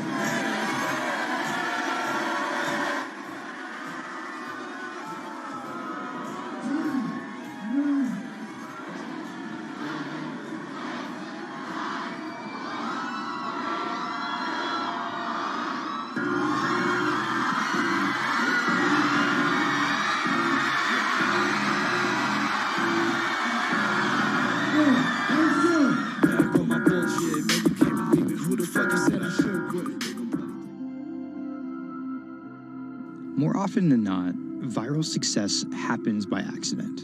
And then after an appearance on Ellen or Jimmy Kimmel, the creator's star power fizzles out. But Idiot Rising has figured out how to turn potential gimmicks into brands with an actual following that keeps coming back for the next thing. Oh, shit!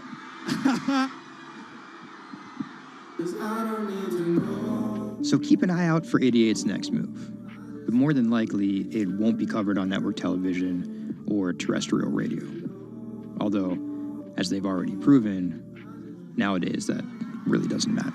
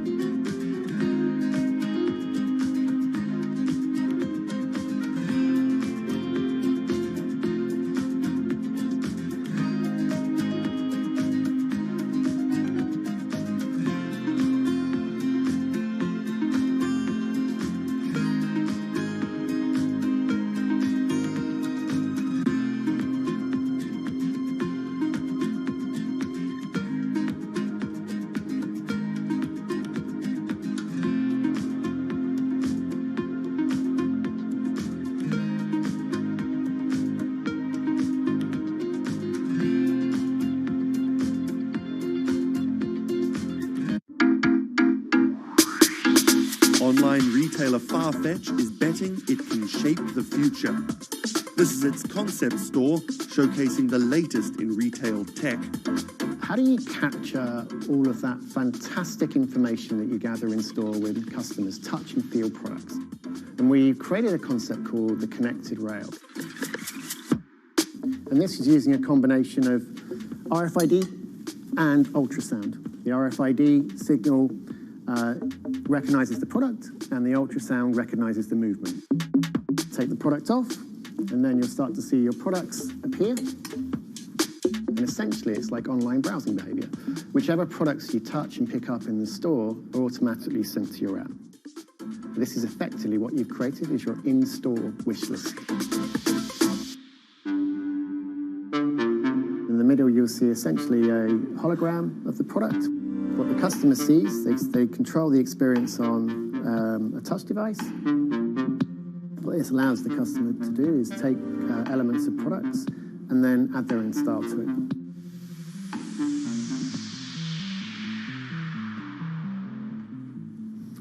Right, so this is the connected mirror. So in this example, I see my products. I select a coat, and that's tried it, and it's slightly too big for me.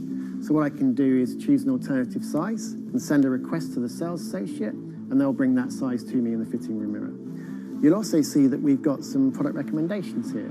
Crucially, the sales associate's able to push items into the mirror from their device. If you wanted to, you could simply use the mirror and pay and go. Your items would then be packed and dispatched to you afterwards.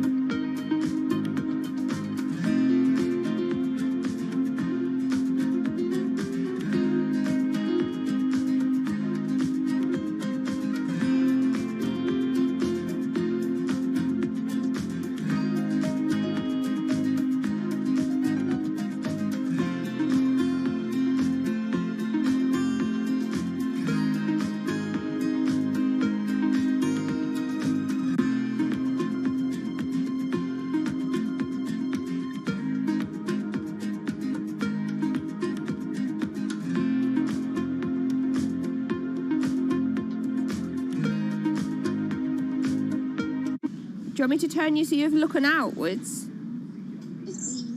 Yes, please. How about there? First time we came out with B, Jade said, "It feels like I've been released from prison." Do you want these, Mrs.? Definitely. Definitely. Right. Yeah. And she could say hello to everybody, people she hadn't seen for months. It's Jade. It's Jade. Oh. So you can talk to Jade through this. Hi, Katie. She's there. Hi.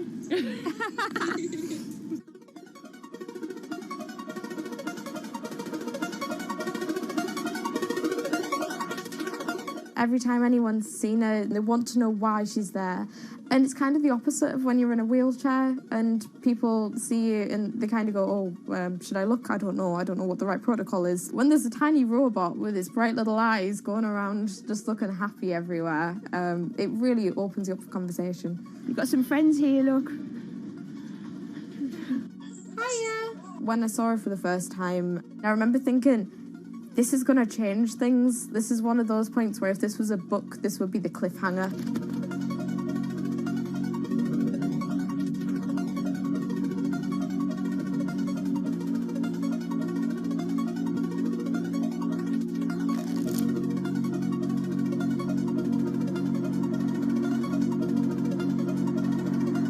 condition called Ehlers-Danlos syndrome, which means that I have a lot of dislocations, there's a lot of pain, and a lot of seizures and whatnot. So I can end up on my own in my room for long periods of time.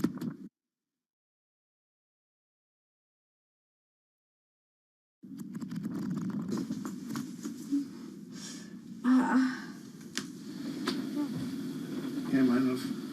A lot of the time, with a condition like my own, of course there's the pain, and the pain is bad, and the dislocations are bad, and the seizures and being in paralysis and never knowing whether you're going to be able to wake up properly tomorrow, that's bad. But what's worse still is being able to count the number of people you see a day on one hand. Are you ready? Sure am, I'm just hoping the connection's going to stay. Yeah, me too. Alright, here we go. When you're used to just the same little metre by metre and a half window every day, and you've been there for months, being able to just see the sky from somewhere else, or the tops of trees, or a sign, is incredible. Or being able to have that kind of chat in the car that most people would probably take for granted. I'm going to go past Grandma and Grandad so you can give them a wave. Now, if Jade is particularly seizure-y, she can still take part. And that's brilliant, really, because before she would just be left in a bed or in the house with just her carers. It's quite a small world, that. Right, so there's one of her. Here, this costume I'm busy making at the moment. When I'm not on bed rest and I'm not just wearing pyjamas all the time, I enjoy being able to dress as different characters and go to Comic Cons and that kind of thing, because it just lets me show a different side of myself, and it's a bit of fun. If you can't go out that often, you've got to enjoy it when you do. Was that? Good. It's one of those weird things where I want to not have to use B because I want to be well enough to be able to go to those places myself. Like, it really makes a big difference to me to be able to go into school. But the thing is, with my condition fluctuating all of the time, I can't go into school reliably.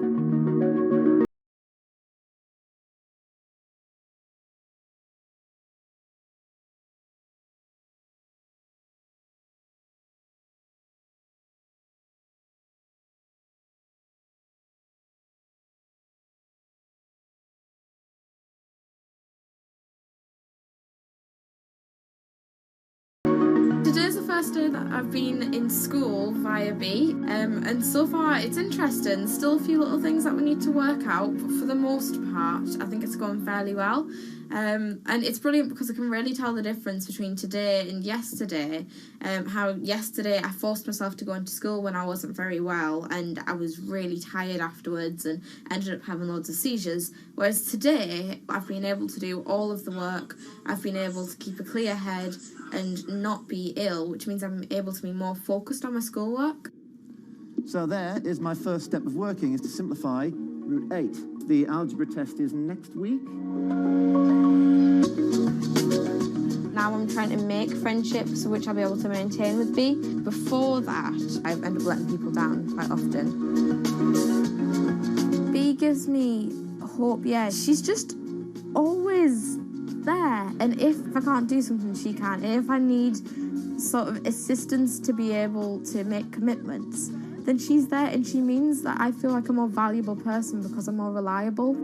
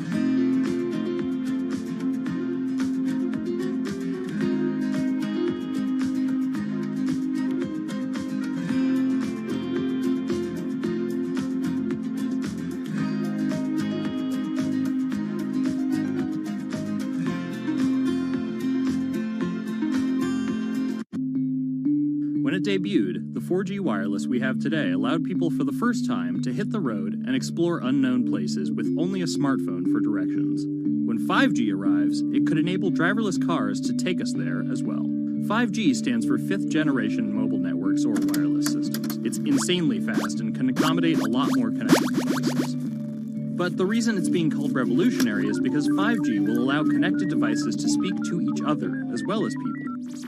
Right now we're living in a world where really it's a one-way experience. That's Bloomberg tech reporter Ian King. The network talks to your phone, you look at your phone and access data, then you send something back to the network. What we're being told about 5G is that really for the first time we're going to see machines communicating with each other over mobile networks in a meaningful way.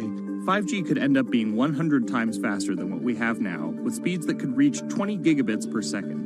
In plain English, that means downloading a full-length HD movie in seconds. 5G will also increase total bandwidth, which we will need in order to accommodate the growing Internet of Things.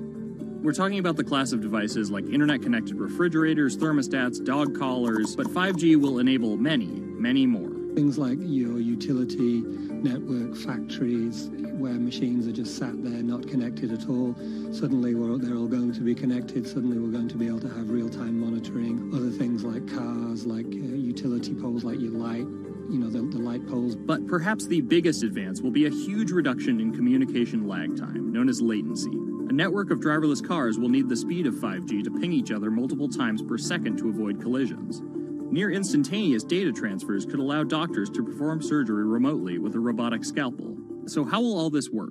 First, you need to improve network density. And that's just a fancy word for saying you put more towers out there. What we're being told is that's not actually the case with 5G. The idea is 5G will not only use the existing mobile spectrum, but also tap into higher frequencies called millimeter waves. Millimeter waves can carry more data, but only travel short distances. This may mean you'll see a lot more of these base stations around town. And the new towers may have as many as 100 antenna ports, compared to about a dozen on 4G cell towers. So when will we get 5G? Getting 5G ready is expected to cost providers $275 billion over 7 years in the US alone. Look for the first 5G service to pop up in big cities sometime in 2019.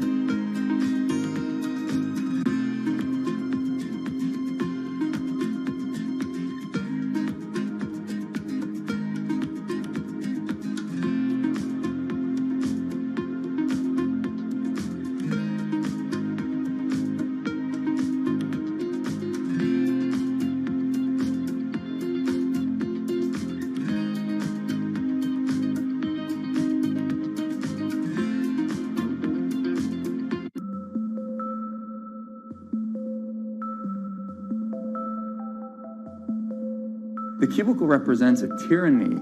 It confines your imagination, your thoughts, into a small physical area. Imagine pretty much every software engineer or finance person being able to, disconnect from their desk and look at holographic monitors on a beach and doing their work from there. That's not going to be science fiction. It's the modern office place. Silicon Valley is all about building the future. A startup called Meta thinks it's getting there first, thanks to a big bet that it's made on augmented reality.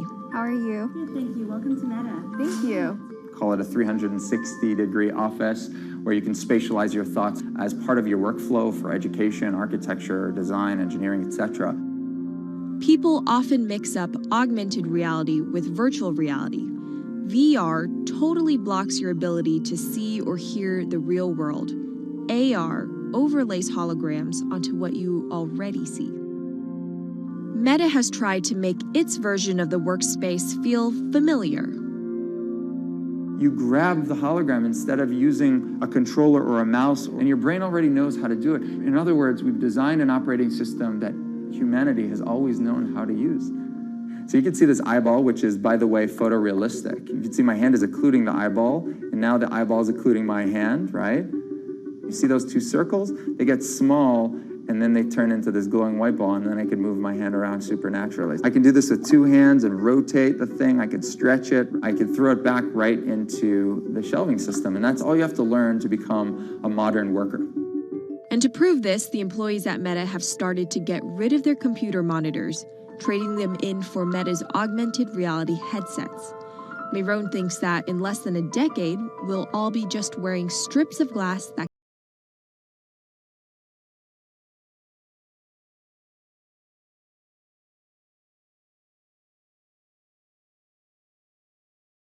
early 80s, everybody had computers on their desktop, but no one was using them because they had a lot of work to do. So they were still using typewriters. And at some point, the CEO took all the typewriters away and everybody was forced to use their computers. So it's very exciting to see a new generation of technology, a new paradigm.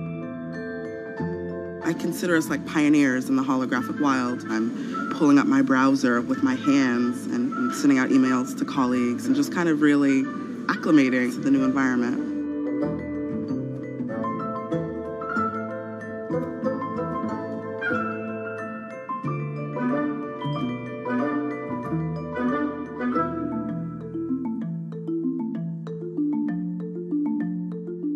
Now you're putting on my computer, essentially. Our digital lives live on our phones. We have all of our pictures and notes and all these kinds of things. So, and why don't you write yourself a little sticky note? I like it. And go ahead and just take your fist right over the top of the sticky note and close your fist. And now... Oh, what? Meta's own transition to augmented reality has run into plenty of unexpected problems. And it's still going to be a while before you'll start to see these devices in your office. But I think it's a future worth waiting for. If we could see these holograms between us, we will have been able to share our work with one another more naturally, more efficiently, and more productively than ever before. Humanity will have evolved slightly.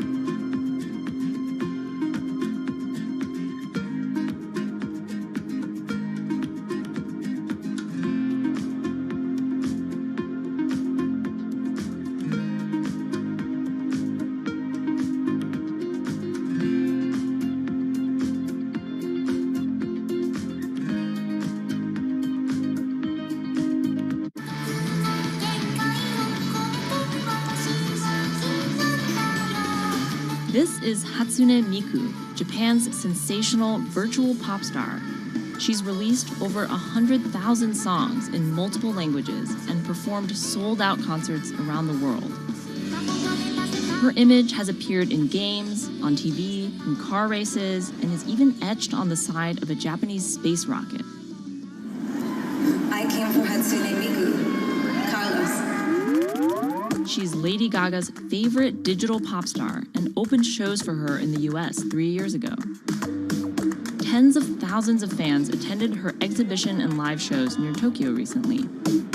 理想のアイドルっていうとどの曲でもミクはすごい綺麗に歌ってくれる。他没有缺点啊，没有任何让我们感到不开心的一些新闻。She's everything to everybody. That's probably why she's so popular.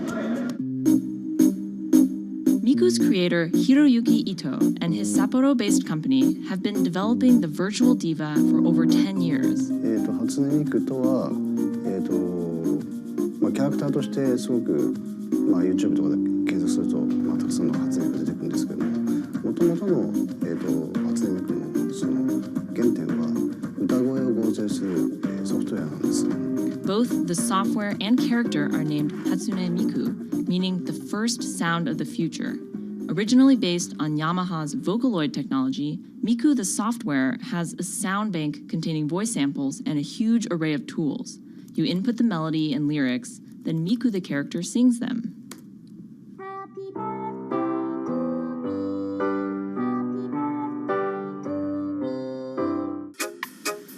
To date, Krypton has sold 120,000 software licenses at $200 each to fans around the world who use it to create numerous songs and share them online. Some of the fan-created songs are chosen to be part of Miku's concerts, for which they're paid a royalty fee.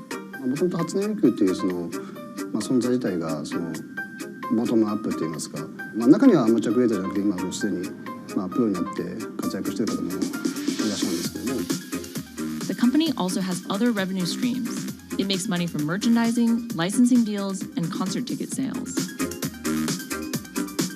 According to the real-life musicians who perform with Hatsune Miku, the virtual pop star is interesting and surprising. 今年で3年ぐらい、ちょうど3年ぐらいやってきて、ライブも数十本、数百本やったので、そういうことが演奏によって起こせるためのそういう器みたいな感じになってます。初音ミクらしさって僕はあんまりない。初音ミクって何だってあり。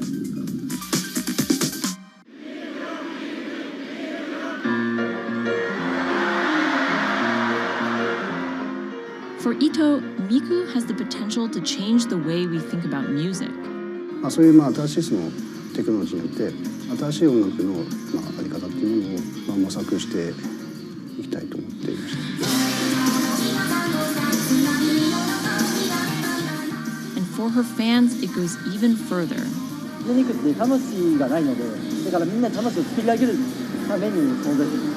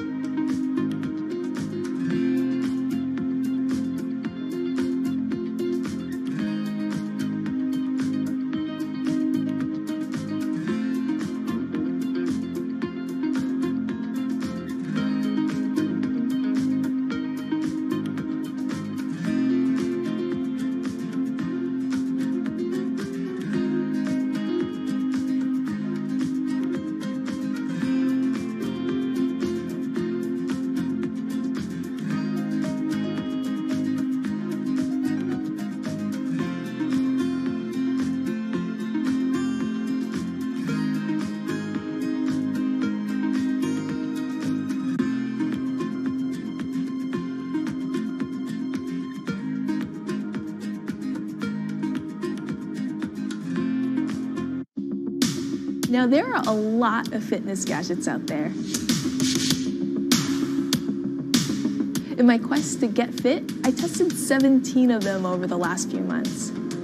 At least one personal trainer I know was a little bit skeptical. Yeah, I've been watching these new technologies come to the market for almost as long as I've been a personal trainer. They're just tricks and tropes. They're not much different than the Bowflex machines or, to be honest, the original Jane Fonda workout video. But some of these gadgets that are just coming to the market do so much more than what they used to do, just tracking your activities. Out of all of them, this chest strap was my favorite. It comes with a robot coach that points to the future, one where you might not need a human trainer at all. And it works like this. You wear the chest strap so that it can read your heart rate, and that connects to Move's free app that talks to you. Welcome to Move Heart Rate Hit Outdoor Running. Let's get moving and warm up in Zone 2. Move's computerized coach tells you what to do at that exact moment, whether you're running outside or you're doing body weight exercises indoors. Swing your arms faster to get your legs moving quicker. Let's crush this round. And by reading your heart rate, she knows exactly how hard you're working. She keeps you honest. Way to go, you are in the target zone. Keep pushing, you're almost at the end of the round. Don't give up. I've been running for 7 years now, and my biggest problem is that I never push myself hard enough. I end up going on the same slow, comfortable 30-minute jog, but the Move HR Burn blasted me out of that rut. By the end of these half-hour exercises, I was drenched in sweat in a way that I never am when I work out alone. Training with a real person is great, whether that's your group instructor or your coach or your personal trainer. But humans, they're expensive.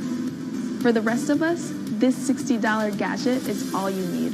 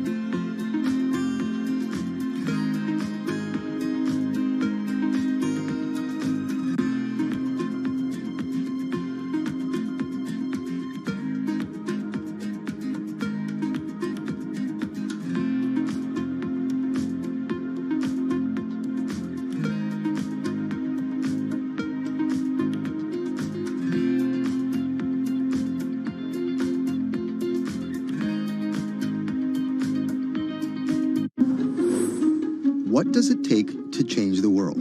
A big army? A cure to a pandemic? A revolution? All of these take either a lot of people, thousands of hours, or massive amounts of space. But for Julian Assange, all he needs is one room, an internet connection, and the world will listen. Assange is located here, and more specifically, right here. And from that location, he's posted government secrets, classified documents, and leaked emails from some of the world's most powerful people. And in doing so, has been labeled a hero, a villain, a nihilist, and everything in between. This is how an Australian programmer sequestered in the Ecuadorian embassy in London became one of the most influential and notorious people in the world.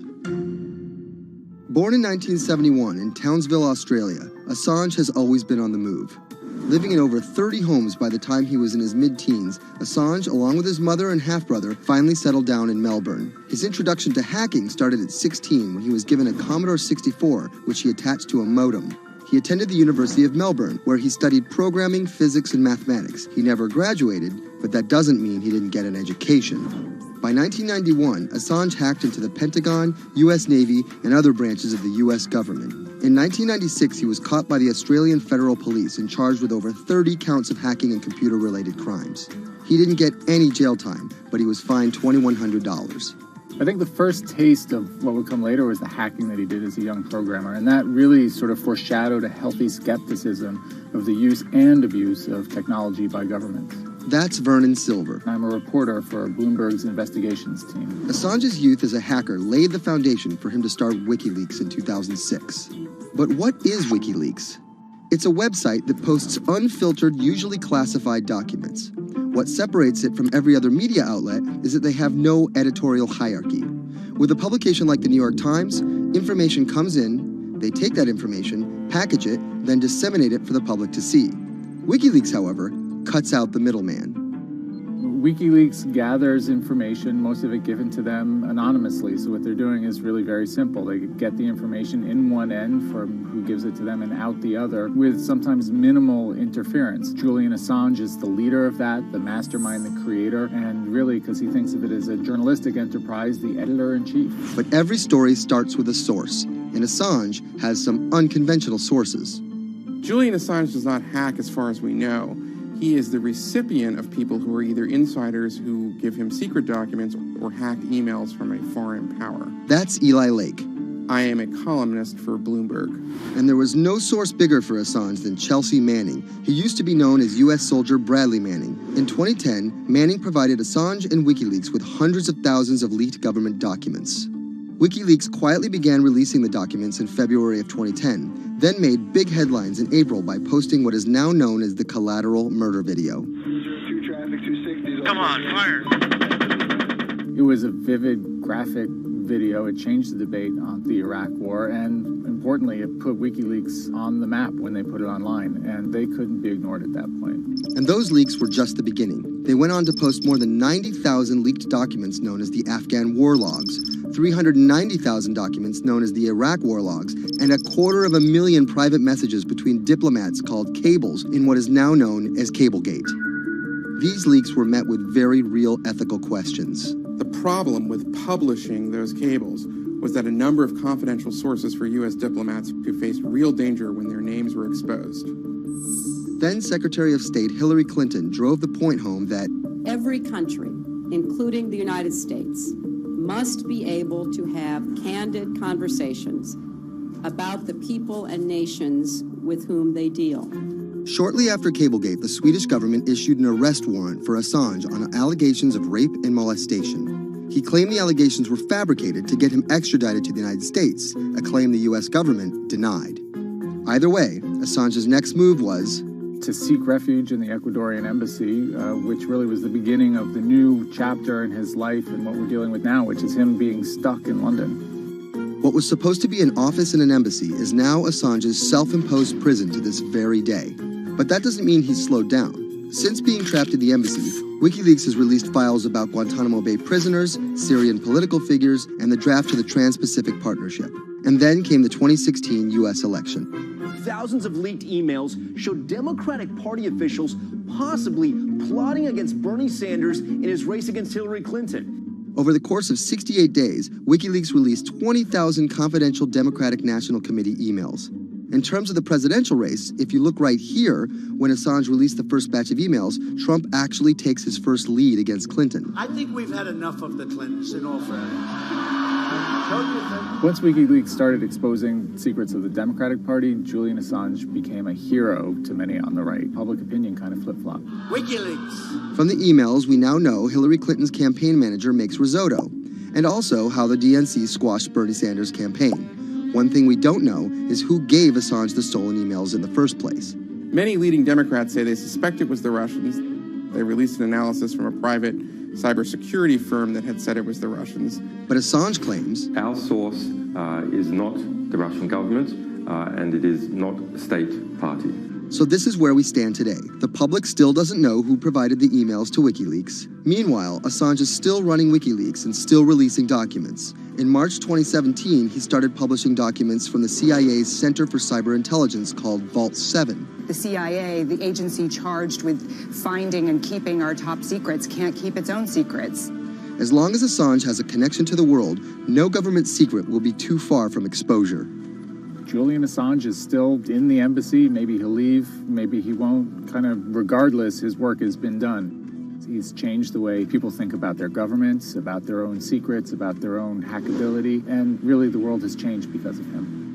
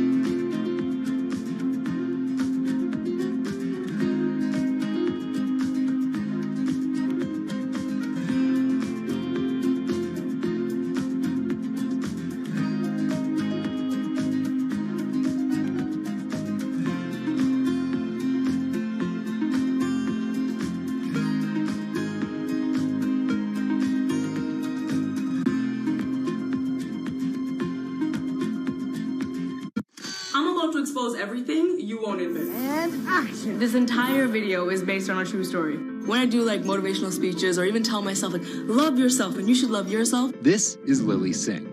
But to fans all over the world, she's the YouTube star Superwoman. What if everyone's a girl? Superwoman. I know we can change the world for the better, one positive day at a time. My parents now know what I do. They didn't know what I did for a long time in the beginning of my career. I was just making videos in my room. They had no idea. Mom, Dad, have you seen my keys? I can't find them anywhere. Because you're always on phone. Until someone called them, like a family member from another part of Canada was like, Canada, is your daughter making videos? And the mom was like, I don't know, Lily, are you making videos? Just making videos grew into an entire career. Today, Lily's YouTube channel has some 12 million subscribers, over 2 billion views, and guest stars like Michelle Obama, Dwayne "The Rock" Johnson, and Seth Rogen. I think a lot of young girls are raised to believe that you're going to go to school and then graduate and then get married and then get a job and have kids. And Lily was on that path, all the way through a psychology degree at York University in Toronto. But when she started thinking about a career, I started to immensely panic and think something was wrong with me because I tried to figure out my life and it wasn't working in that straight line. It was 2010, and YouTube was only 5 years old. I thought nothing of YouTube. I was probably the last person in my circle of friends to discover YouTube. And I remember when I did, I thought, this is so strange. There's people making videos in their rooms, and other people are watching them. So she figured, why not give it a shot? I one day posted a video because I was sad, and I wanted to be creative and happy. She didn't know how to edit video or write scripts, so she winged it. It was so bad and so cringe, and my expectation was literally nothing. I was like, I'm gonna put this video up, a couple of my friends are gonna watch it, probably make fun of me, and that's gonna be the end of this. The second and third video came from, wait, 70 people watched my first one, can I get 80 to watch the next one? She kept creating, she kept posting, and the viewers kept coming. Lily had found an audience. A lot of the comments were, oh my God, there's a brown girl on YouTube. More specifically, Indian. Lily's parents immigrated to Canada from India, and Lily was born and raised in Scarborough, near Toronto. My home life was awesome. My parents, even though I portrayed them to be quite strict in my videos. Oh, Lily, wear the rest of your skirt, huh? I teach you like this, to walk around like this, showing everything to everyone. They actually aren't like that at all. They're pretty modern and pretty cool. Your dress is short. Don't know what for. And were pretty lenient with me. I mean, I got away with a lot of things. I was a brat. I was a brat. She had a different idea of what she wanted out of life than other kids. In a grade school graduation slideshow, her classmates said they wanted to be lawyers and doctors. And then I came up and I was like, rapper. Making out with your friends, man. But then you say that you hate hoes. I could just feel my parents being like, why? Because that's just not something women really did in the Singh family. I know there was a ton of people that weren't happy about my birth being a female, so I think, and that's some real-ish, but it's a real thing. The best thing I could have done to prove to so many people that didn't want my mom to have a daughter was to become Superwoman. What if everyone it's a girl, Superwoman? It was the name of Lily's favorite hip-hop song by Lil Mo featuring Fabulous. I love the song so much because it was one of the only songs at the time that was an empowering female song, where Lil Mo's going on about, like, I will save guys with my superpowers, and I will save girls with my superpowers, and I am the Superwoman. I thought, this name that I've had for so long that empowered me when I was younger, I'm gonna make this my screen name. Maybe this should be a new series. Superwoman didn't just burst onto the scene overnight with a viral video. It was a steady climb fueled by hard work. The moment that I thought this is going somewhere and this could be a career was the first time I performed internationally. It was in India.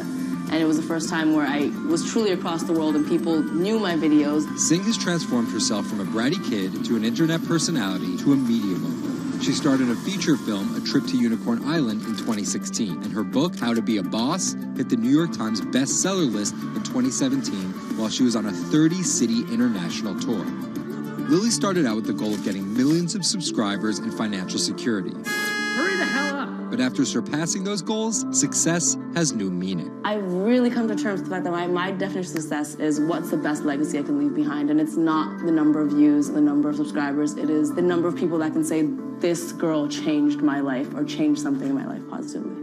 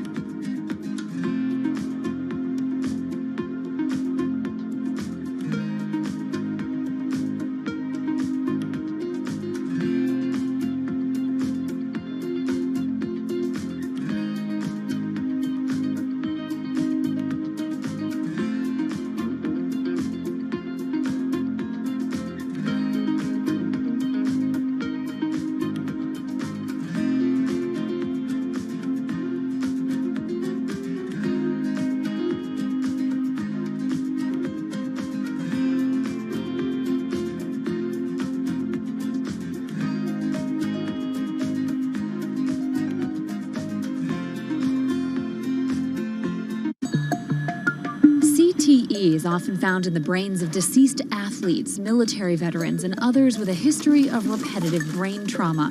Hundreds have donated their brains to the VA Boston University Concussion Legacy Foundation Brain Bank. This is a former NFL player who died in his early 70s, and this is a veteran who also died in his early 70s.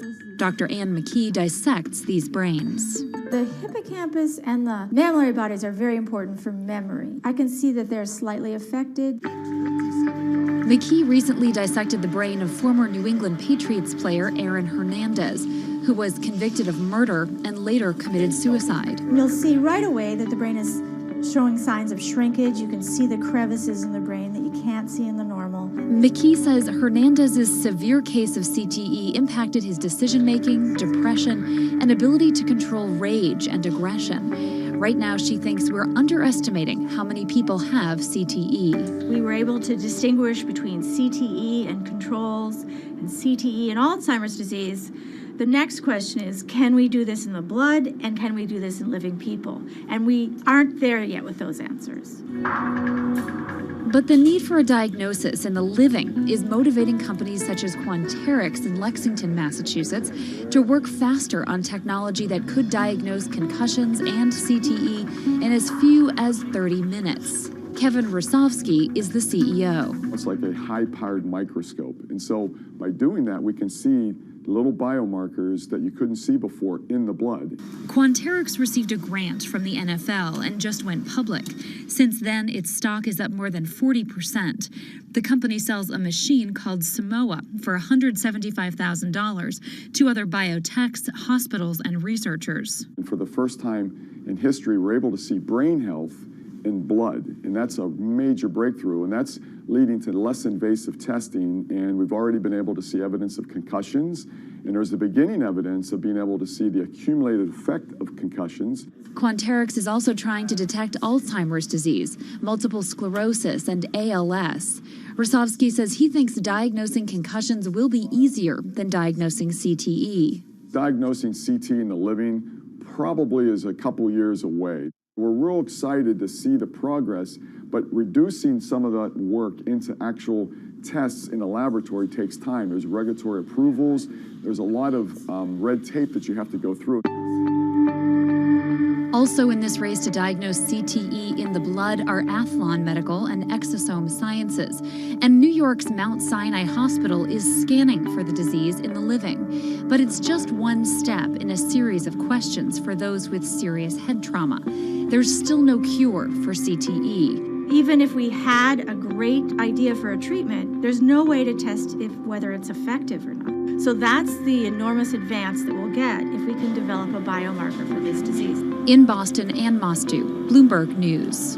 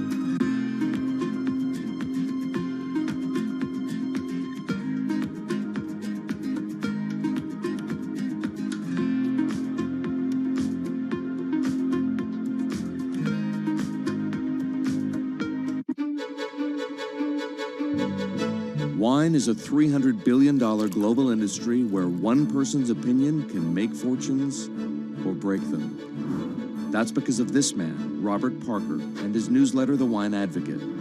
For 3 decades, he dominated as the world's most influential wine critic.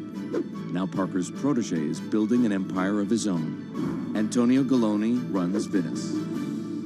Antonio, tell me, what are you trying to build at Venice?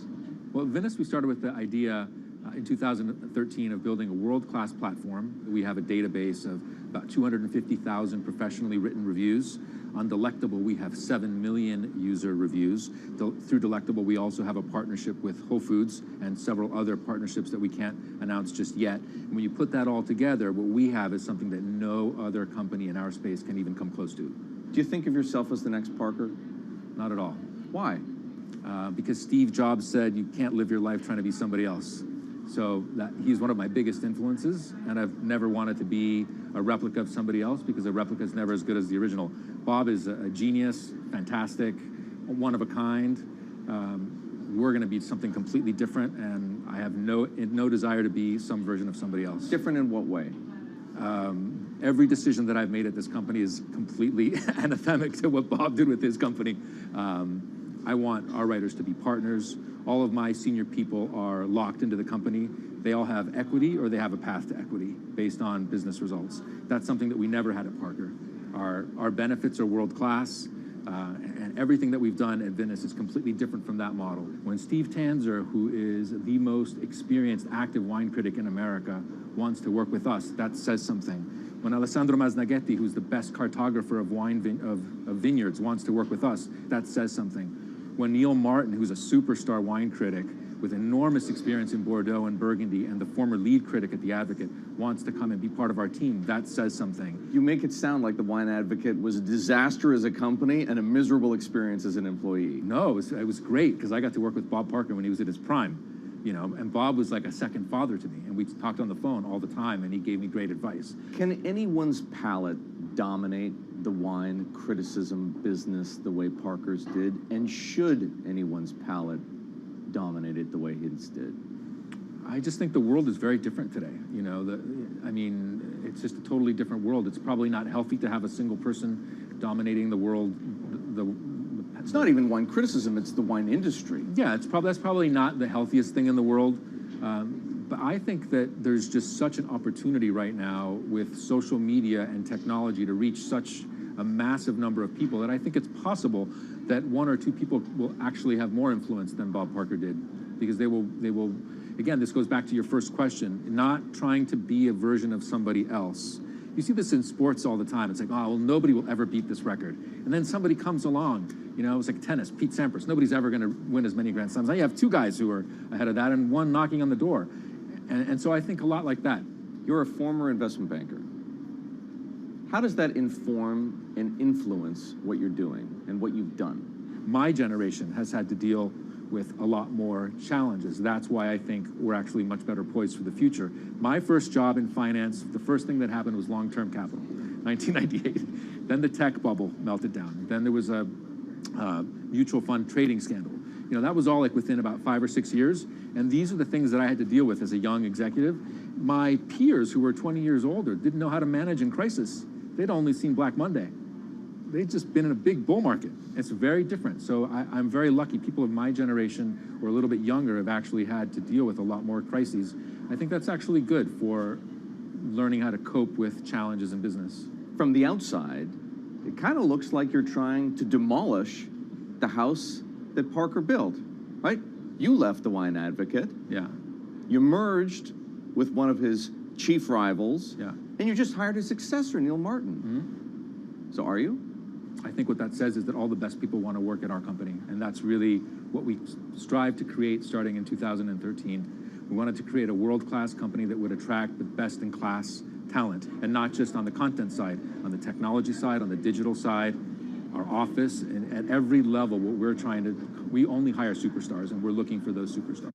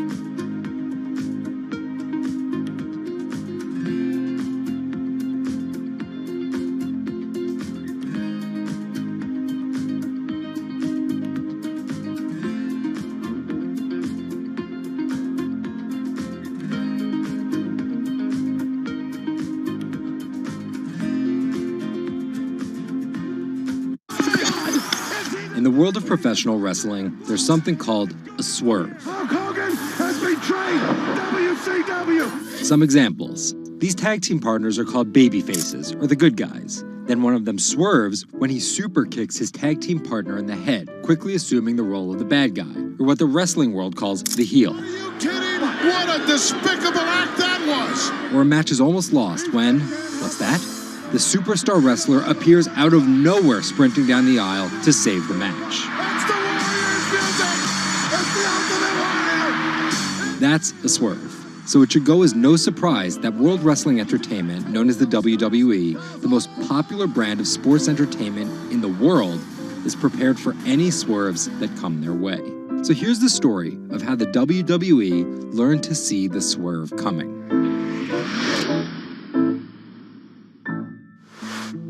So I spoke to Bloomberg reporters Felix Gillette. I'm a writer for Bloomberg News for the global business team. And Kim Basine. And I'm the U.S. luxury reporter at Bloomberg. To find out exactly how the WWE is positioning itself for an all-out global invasion, which starts with a massive change to their lucrative pay-per-view model. WWE basically pioneered the pay-per-view model on cable. I remember as a kid, when the pay-per-view events came up, all of our friends would scramble around and try and get one of the parents to pay for it. But in 2014, they took a huge risk. They saw a little bit sooner than some of the other entertainment brands that where this whole thing was moving was away from cable and satellite television and towards on-demand streaming video apps. They made this risky decision, in essence, cannibalizing that pay-per-view model, which they had essentially built. And after some early turbulence, it's working. Roughly 1.5 million people are paying $9.99 a month for the WWE app, making it the 5th most popular streaming OTT service. This adapt-or-die approach is in the WWE's DNA. Over the past 30 years, the company always seems to think 2 steps ahead. In the early 90s, WWE was at its most threatened when Ted Turner took them on with WCW, which stands for World Championship Wrestling. And back then, the WCW was winning the ratings war. So in order to compete with them, WWE had changed its product from a family-friendly kind of cartoonish style to this really raw. That's why they called their show Raw. It was this raw style of wrestling. With violent, outrageous, reality-inspired plot lines and aggressive personas. From a 16-foot ladder! And they won that fight against Ted Turner. And they bought WCW.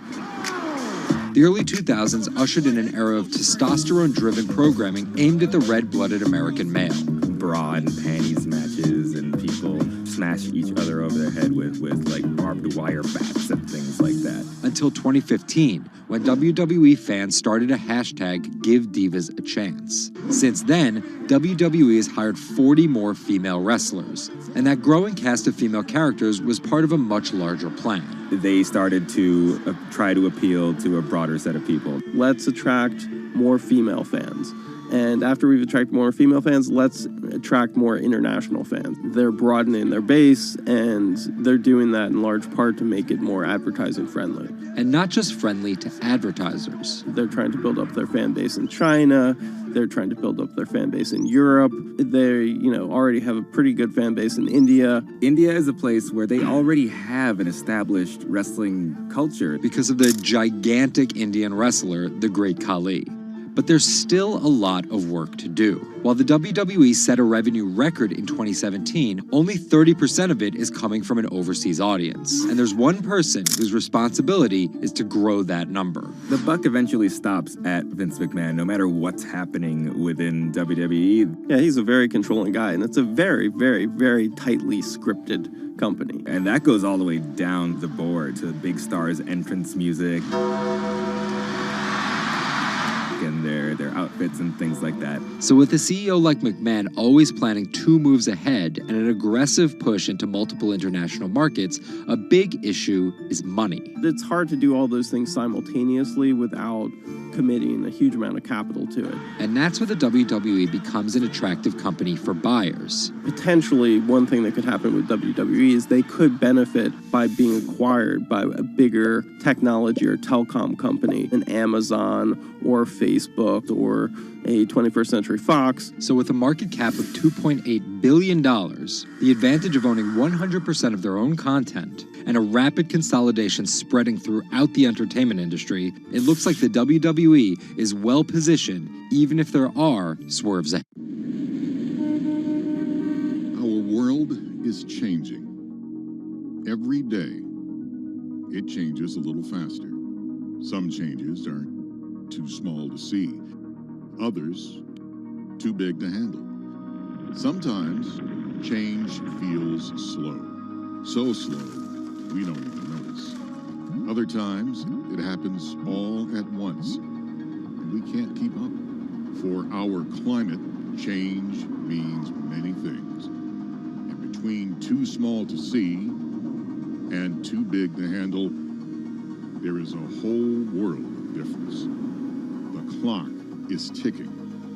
This is Bloomberg Green. Saving the seas. This week, the deep-sea diver who stopped writing the ocean's obituary to find a solution. Enric Sala tells us why the next 10 years matter most. And globalization needs to get greener. Shipping accounts for nearly 1/8 of all transport emissions. How can the industry clean up its act?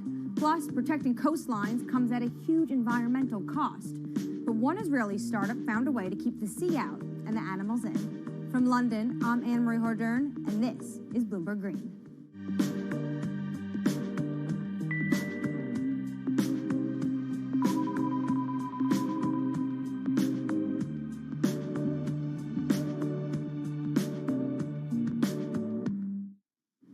After more than a decade of studying the ocean as an academic, Enric Sala realized he was writing the ocean's obituary. He quit his job and became a full-time conservationist. As an in-house explorer for National Geographic, he's clocked more than 5,000 open water dives. He's also founded Pristine Seas, a project that combines exploration, research, and media to lobby countries to protect their oceans. To date, it has helped create marine reserves equivalent to half the size of Canada. I spoke to him about his mission and why it's so urgent. The state of the world's oceans is really bad. We have lost 90% of the large fish in the ocean. Sharks, groupers, cod, tuna. More than half of the fish stocks are overfished, which means that we are taking them out of the water faster than they can reproduce. More than half of the ocean is affected by industrial fishing, and global warming is killing coral reefs all around the world. The ocean is in a trajectory of decline. Can you just visualize for our viewers who never get to see the kind of things you are able to see, what an ocean and healthy ecosystem looks like versus one that's next to a bustling economic and industrialized area? Coral reefs in the United States, in the Florida Keys, are down to only 2% of what they used to be. Before, 80 to 90% of the bottom on a coral reef in the Caribbean was covered by live coral. Now, Florida Keys have only 2%. The average in the Caribbean is about 5% of the bottom covered by live coral. The rest is covered by slime and seaweed. And most of the fish you can see are this big. And it is very, very rare that if you jump into any place in the Caribbean at random, you see a shark. It's very, very rare. Now, let's go to Millennium Atoll, for example. An atoll that is uninhabited and fished south of the equator in the Central Pacific, belongs to the Republic of Kiribati. 2009, we conducted the first underwater expedition to this island, and I still remember the first time. Jumped over the side of the boat, and as soon as the bubbles cleared, I was surrounded by 15 gray reef sharks. After a couple minutes, the sharks decided that we were boring, and they went back to do their thing. And you look down, 90% of the seafloor is covered by thriving coral, and it's full of fish, and a sea turtle comes by. Now, this abundance that we rarely see anywhere except in well-managed marine reserves. This is what the ocean used to be like, and this is what we have learned from going to these pristine places. And you write in your book that you're writing the obituary of ocean life. What's the cure? The cure is doing less harm. Basically, there are three things that we are doing to the ocean. One is we are taking fish out of the water faster than they can reproduce. Two, we are turning the ocean warmer and more acidic because of man-made climate change. And three, we are throwing in everything that we don't want, our waste and our plastic. We need basically to reverse these trends. Does this mean that a lot of this falls to governments and their policies? That's a big part of it, because it is governments that regulate fishing and mineral extraction and oil extraction. It is governments that have the legal authority to create large marine reserves in the ocean. But also, local communities have an important role to play, because some of the most successful protected areas in the ocean are community-led and community-managed marine reserves. So when the fish come back, the divers come in. And that creates huge economic opportunities through ecotourism. These areas that are managed by communities are very successful because the communities have a vested interest in having as many fish as possible inside them so they can enjoy the benefits. What from the pandemic has changed your view when it comes to protection of the environment? Nature has given us a very strong signal of how fast it can recover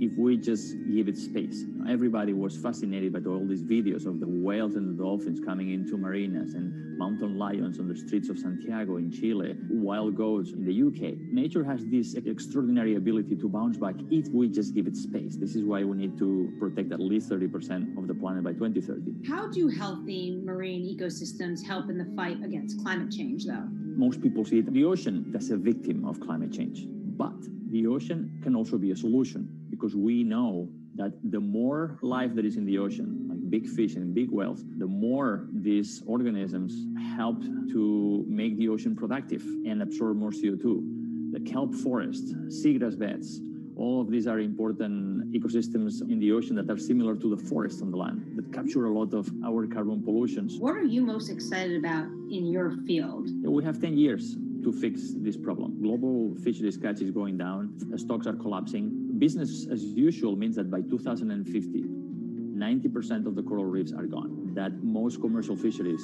have collapsed. That affects food security, that affects a migration of people. We have 10 years to get to peak greenhouse gas emissions and then go carbon neutral by 2050. And we have 10 years to protect at least 30% of the ocean so we can restore much of this health and productivity, not just for saving biodiversity, but also saving our life support system. We are not talking about something that is apart from us. We are not apart from nature. We are a part of nature. So these 10 years are probably the most critical in the history of humanity. The most accurate measurements of changing oceans will come from space. While Enric Sala explores what lies beneath, a new satellite is giving us data from above. We'll learn more about our oceans and climate change, but from space. A new satellite's been launched from California. Its mission, track the accelerating rise of sea levels. Well, the main instruments on board include a dual-frequency radar altimeter. And this is the primary instrument of the mission, and that's the one that's measuring sea surface height, significant wave height, and wind speed over the ocean. And from those measurements, we can actually have the superb measurements that we expect of sea level rise. Data gathered from Sentinel-6 will be used alongside information from other satellites to build as complete a picture of the oceans as possible. With a long record, we can precisely measure the acceleration. We eventually can detect new regime, tipping points. For example, if there is a runaway in the melting of Greenland or Antarctica, sea level will record this runaway change because it is an integrator of all changes that are occurring in the climate system. So we will be able to see some change, big change in the global climate. The National Oceanic and Atmospheric Administration expects that sea level rise will increasingly threaten U.S. coastlines. One example, the southern tip of Manhattan is expected to flood 20 to 40 times a year by 2030. 11 of the 15 largest megacities are located at the coast, and this number will double. The number of people living in coastal area will double by 2060. So knowing how much sea level is rising at the coast and how much it will rise in the future in coastal areas is as obvious. It's obviously a major goal for human beings. Coming up, from sails to steam to oil, the shipping industry is no stranger to change. But how will it navigate the next transition? This is Bloomberg Green.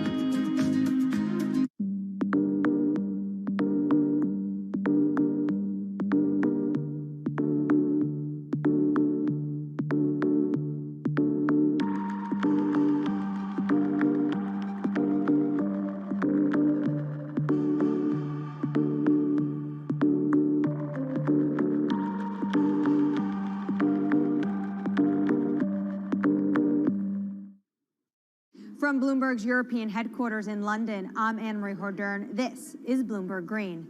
Now, for your roundup of this week's latest climate news, Jennifer Zabazaja has your Green in Brief. Here's the climate news you need to know. Deforestation of the world's largest rainforest has hit a 12-year high. More than 4,000 square miles of the Amazon rainforest was destroyed in 2020. That's a 9.5% increase from a year earlier.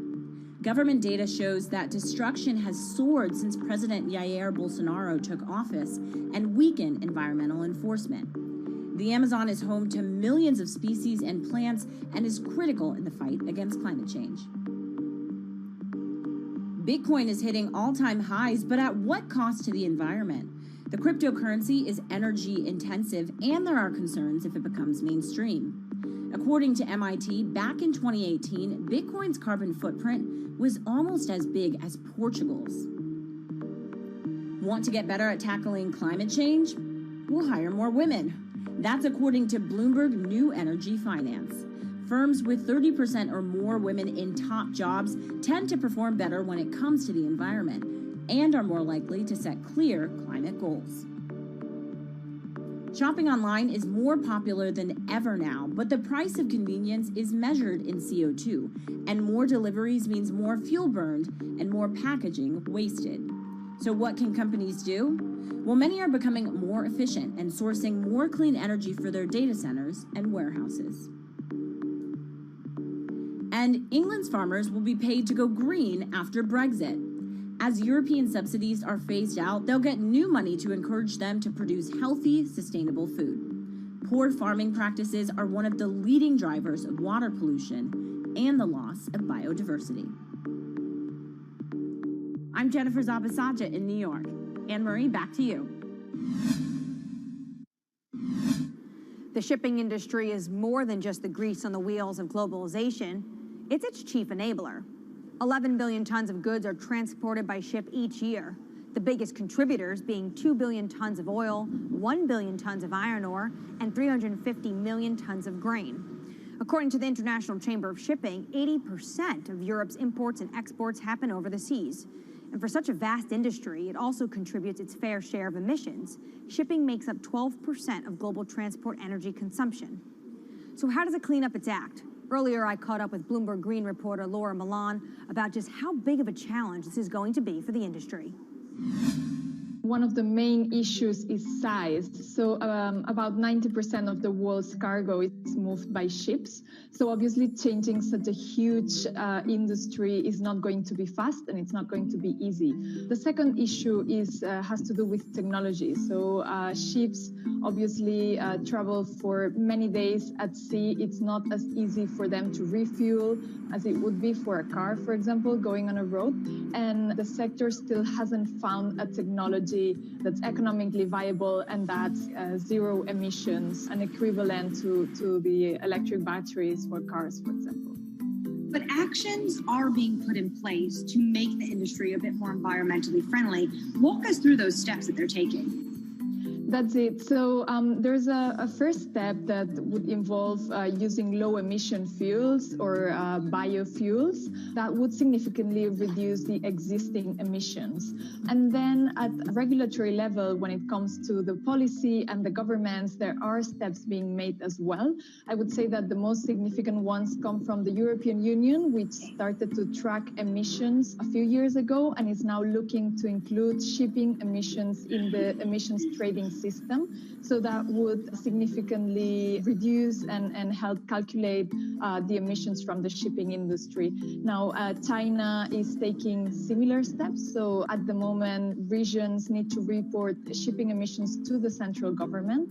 And finally, we have the International Maritime Organization with a pledge to reduce shipping emissions by 50% in 2050. Now, we must say that that pledge has been considered insufficient by environmental groups, but at least some steps are being taken.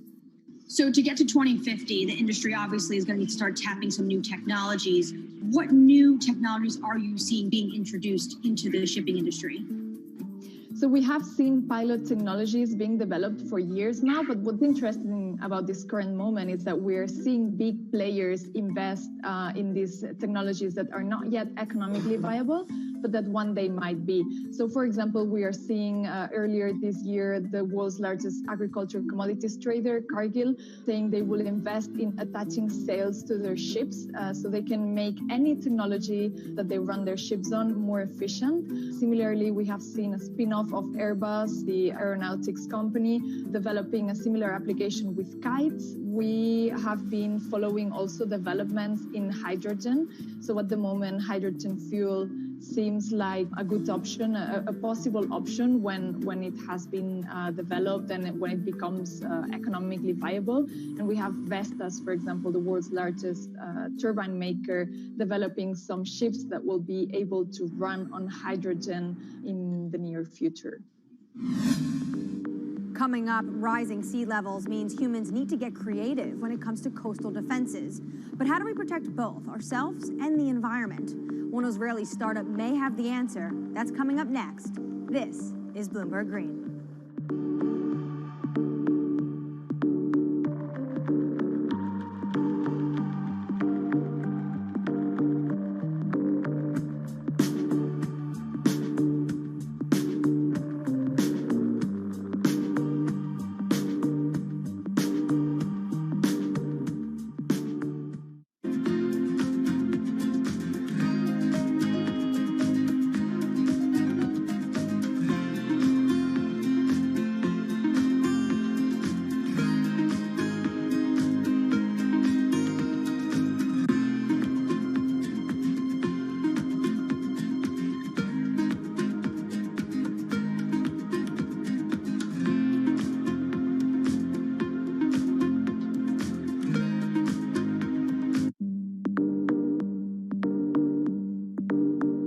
In London, I'm Anne-Marie Hordern. This is Bloomberg Green. After water, what's the resource that humans use the most? It's concrete, 3 tons a year for every person on the planet. And engineers estimate it's used twice as much as all other building materials combined. And it comes with a huge environmental cost. Concrete, not just in cities, it's a common feature on our coastlines too. And that's taking a toll on biodiversity. But one Israeli startup has found a way of making sea defenses stronger and encouraging life to thrive.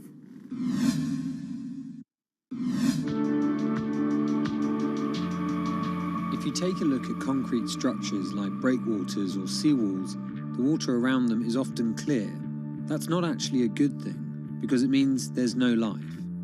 Marine species are actually most abundant in coastal areas, but it's also where us humans prefer to live too. So when we build here, we drive away marine life. The concrete in the marine world has a lot of additives, a lot of chemicals, and some of those materials are actually leaching out, and they're actually prohibiting marine life to thrive. If we keep developing without any regards to natural communities, there is a tilting point from which beyond we cannot really go back.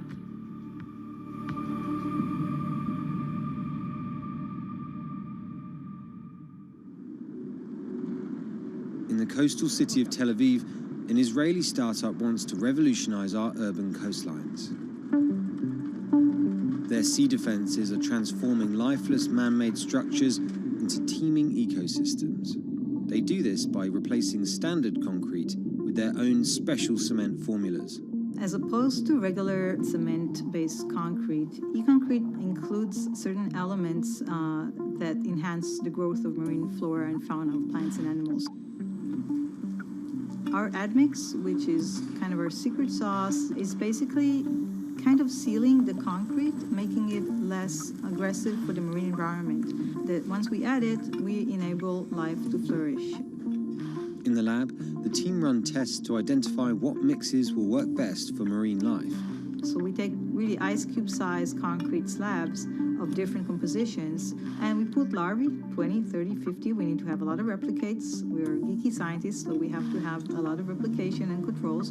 And then within a few days or just a few weeks, we can get an answer on their preference. So obviously if they die, they have a very low tolerance to that specific concrete mix design.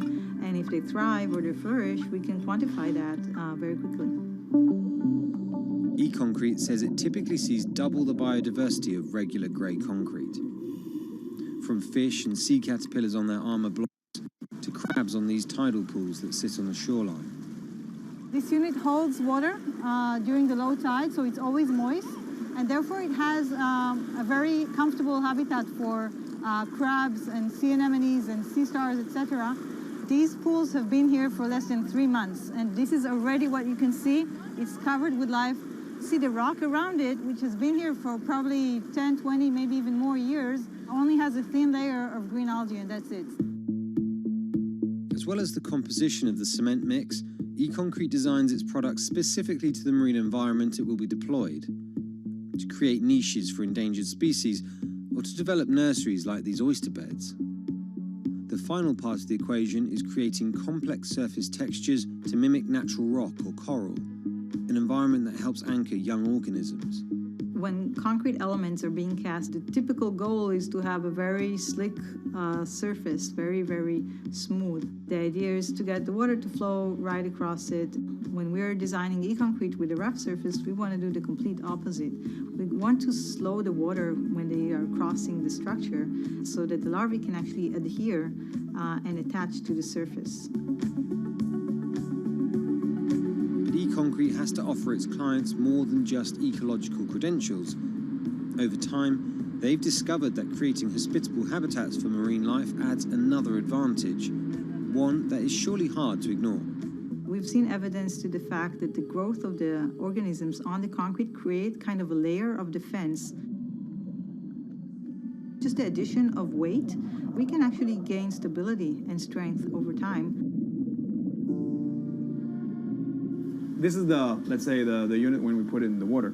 And this is after a year in the water. And what you can see here is all the oysters are completely covering it. We designed the units so they can withstand the forces and perform in terms of structural performance, but they can also be a backbone for ecological enhancement. The company tests its miniature designs in tanks full of real seawater, rocks, plants, and animal life from around the world. What we're looking for is the accumulation of calcium carbonate on the surface of the concrete of different mixes and different designs. This is the process that we call biogenic buildup. So with time, we get a buildup of calcium carbonate that is sourced from marine organisms on the surface of the concrete. And we actually encapsulate the concrete with a natural rock. So when the organism die, in the case of a coral, it will die, and then another coral will sit on it, and that's how a reef is growing. The hope that our man-made structures could become stronger over time also means better economics. The units require less maintenance and could therefore stay in the water for longer. E-concrete, though, is just a few years old, so it needs more time to really quantify the longevity of its products. But the company are certain their products are better for the environment, and not just in terms of improving biodiversity. We're kind of trying to offset some of that immense carbon footprint of the concrete industry. Construction is responsible for about 11% of global carbon emissions. By adding a biological crust to their products, e-concrete prevents some CO2 from being released into the atmosphere. For every kilogram of calcium carbonate being created by those marine organisms, we're offsetting 120 grams of CO2. So think about building a port infrastructure or a city waterfront that is an active carbon sink. I think that's a great advantage of the technology.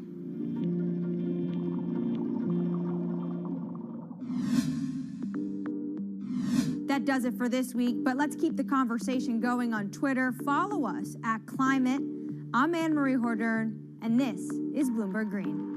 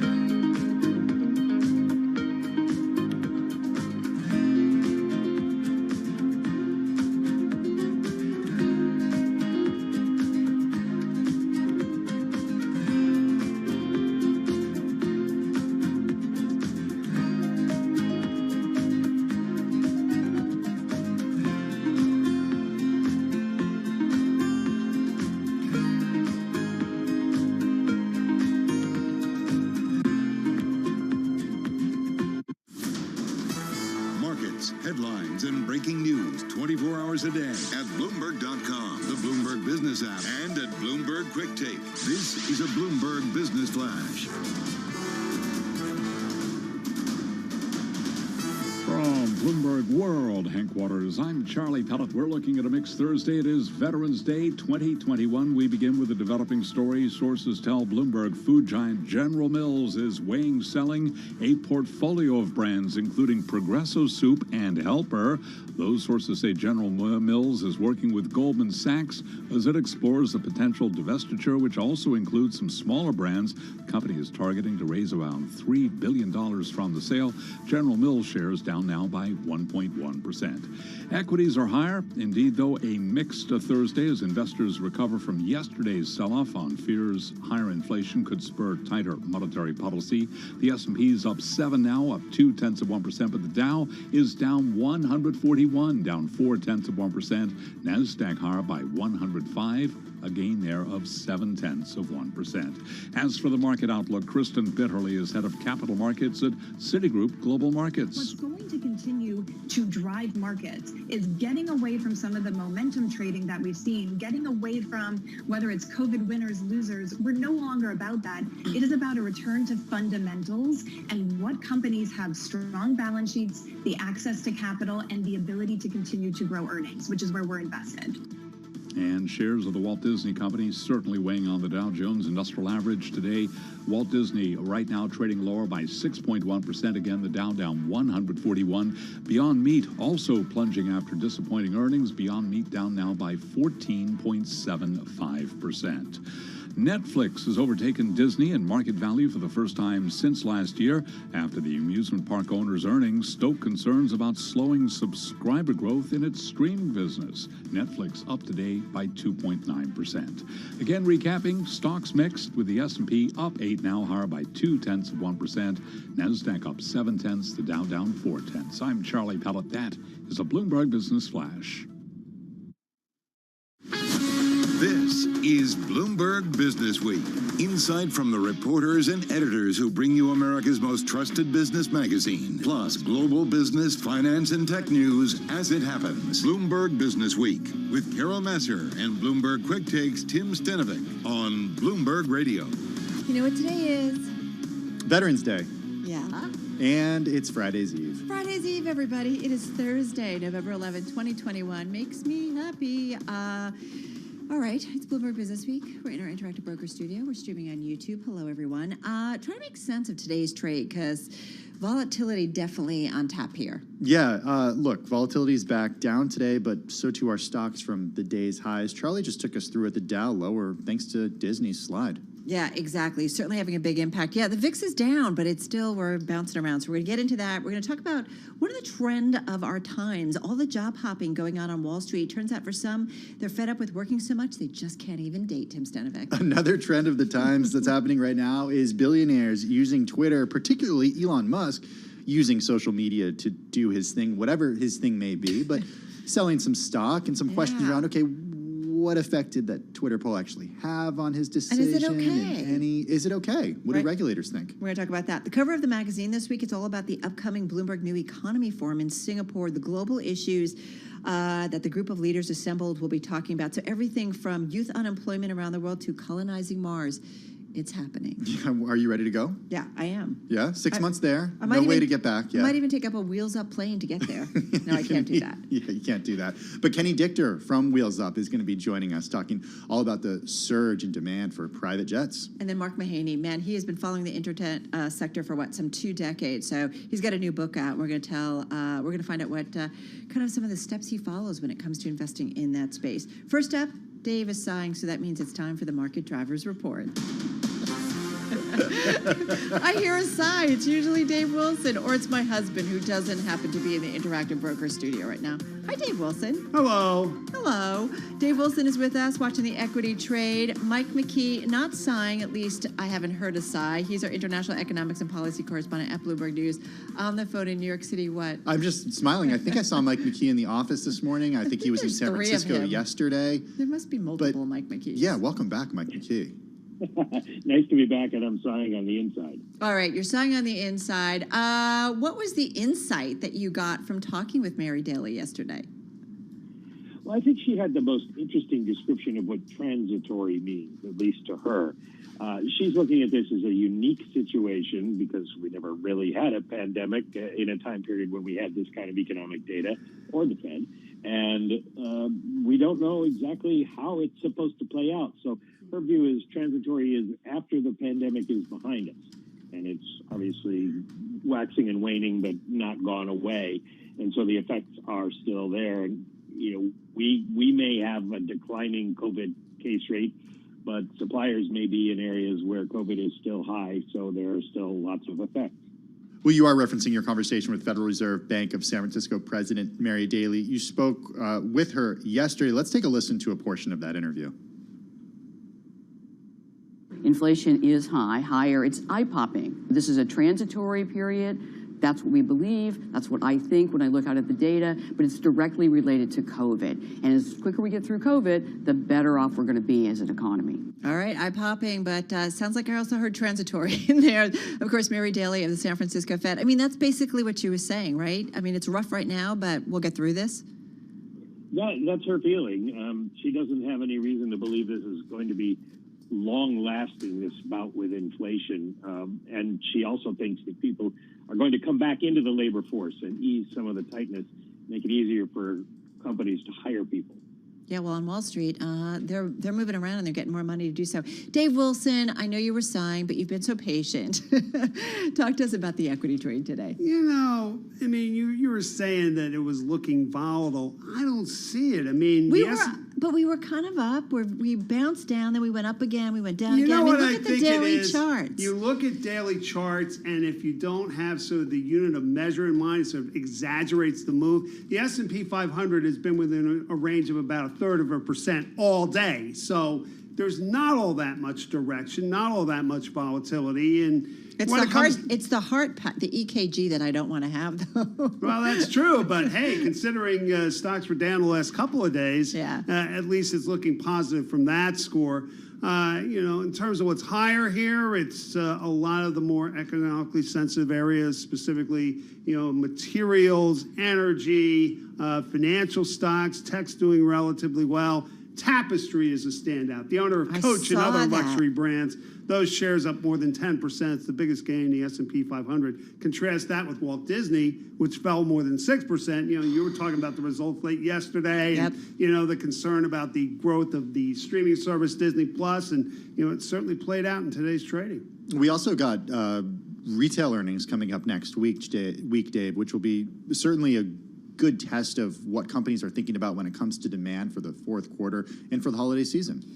Oh, absolutely. Just looking through what we get, you know, Walmart, Target, TJX, which is TJ Maxx, and also Marshalls and Home Goods, and, you know, Home Depot, Lowe's. So we'll get kind of a cross-section in terms of what, you know, the retailing industry is looking at as they prepare for the holiday season. That's what's going to be important, what they have to say about the outlook, especially ahead of that holiday season. Michael McKee, giving you 20 seconds. Anything else on your radar? I mean, the bond market was closed, so we didn't get to hear about the wacky rate moves that we've seen over the last couple of days. Anything, though? No, I mean, we got through inflation, not unscathed, and next week we get into retail sales. We'll see if people are still spending money, if demand remains high. If my husband's listening, I'm not spending money. If my husband isn't listening, I am spending money. It's as easy as that. All right, Michael McKee, thank you so much. Sighing inside, Dave Wilson sighing on the outside, and he'll be back with his sigh and his chart of the day a little bit later on. Yeah, he's going to sigh because I'm not going to get this song. All right, it's time for the Bloomberg Business Week Bite of the Day. It's one number that tells us a lot. It's brought to you by GEP. GEP helps businesses transform supply chains with strategy, managed services, and AI-based cloud-native software. You can learn more at GEP.com. All right, today's number, it's an interesting one, 3,382. Manhattan apartment rents had their biggest annual gain on record in the month of October. Median rent rose 18% to $3,382 from a year earlier. Workers who were shut out of the pandemic suburban home buying frenzy have now discovered that they can upgrade to a better city rental property instead. It's still expensive. It's still expensive, and we are seeing, I think that 2020 was the bottom. Yeah, exactly. I love the ebbs and flows of the real estate market. All right, Nancy Lyons in D.C. with World and National News. Hey, Nance. Thanks, Carol. It's a day of tributes for the nation's military veterans. Following a procession at Arlington National Cemetery, President Biden thanked all men and women who've served. Our veterans represent the best of America. You are the very spine of America, not just the backbone. You're the spine of this country. Biden says we have a sacred obligation to honor and take care of our veterans. Former President Donald Trump is issuing a Veterans Day message through the Canadian online platform Rumble. He took a swipe at President Biden for putting veterans, quote, through a lot. He also vowed the country will be back and stronger than ever. Former President Barack Obama tweeted a thank you to veterans, and former President Bush posted a video saying the country owes them a lifelong debt of gratitude. The spike in inflation, notably food and fuel, is having both economic and political impacts, but some believe it is a short-term problem. The White House and Federal Reserve think prices will moderate next year. Daniel Alpert, founder of Westwood Capital, agrees. This is still very much a transitory phenomenon. We've ramped up production in Asia to huge levels. Factories are running 2 and 3 shifts. Look at China. China is not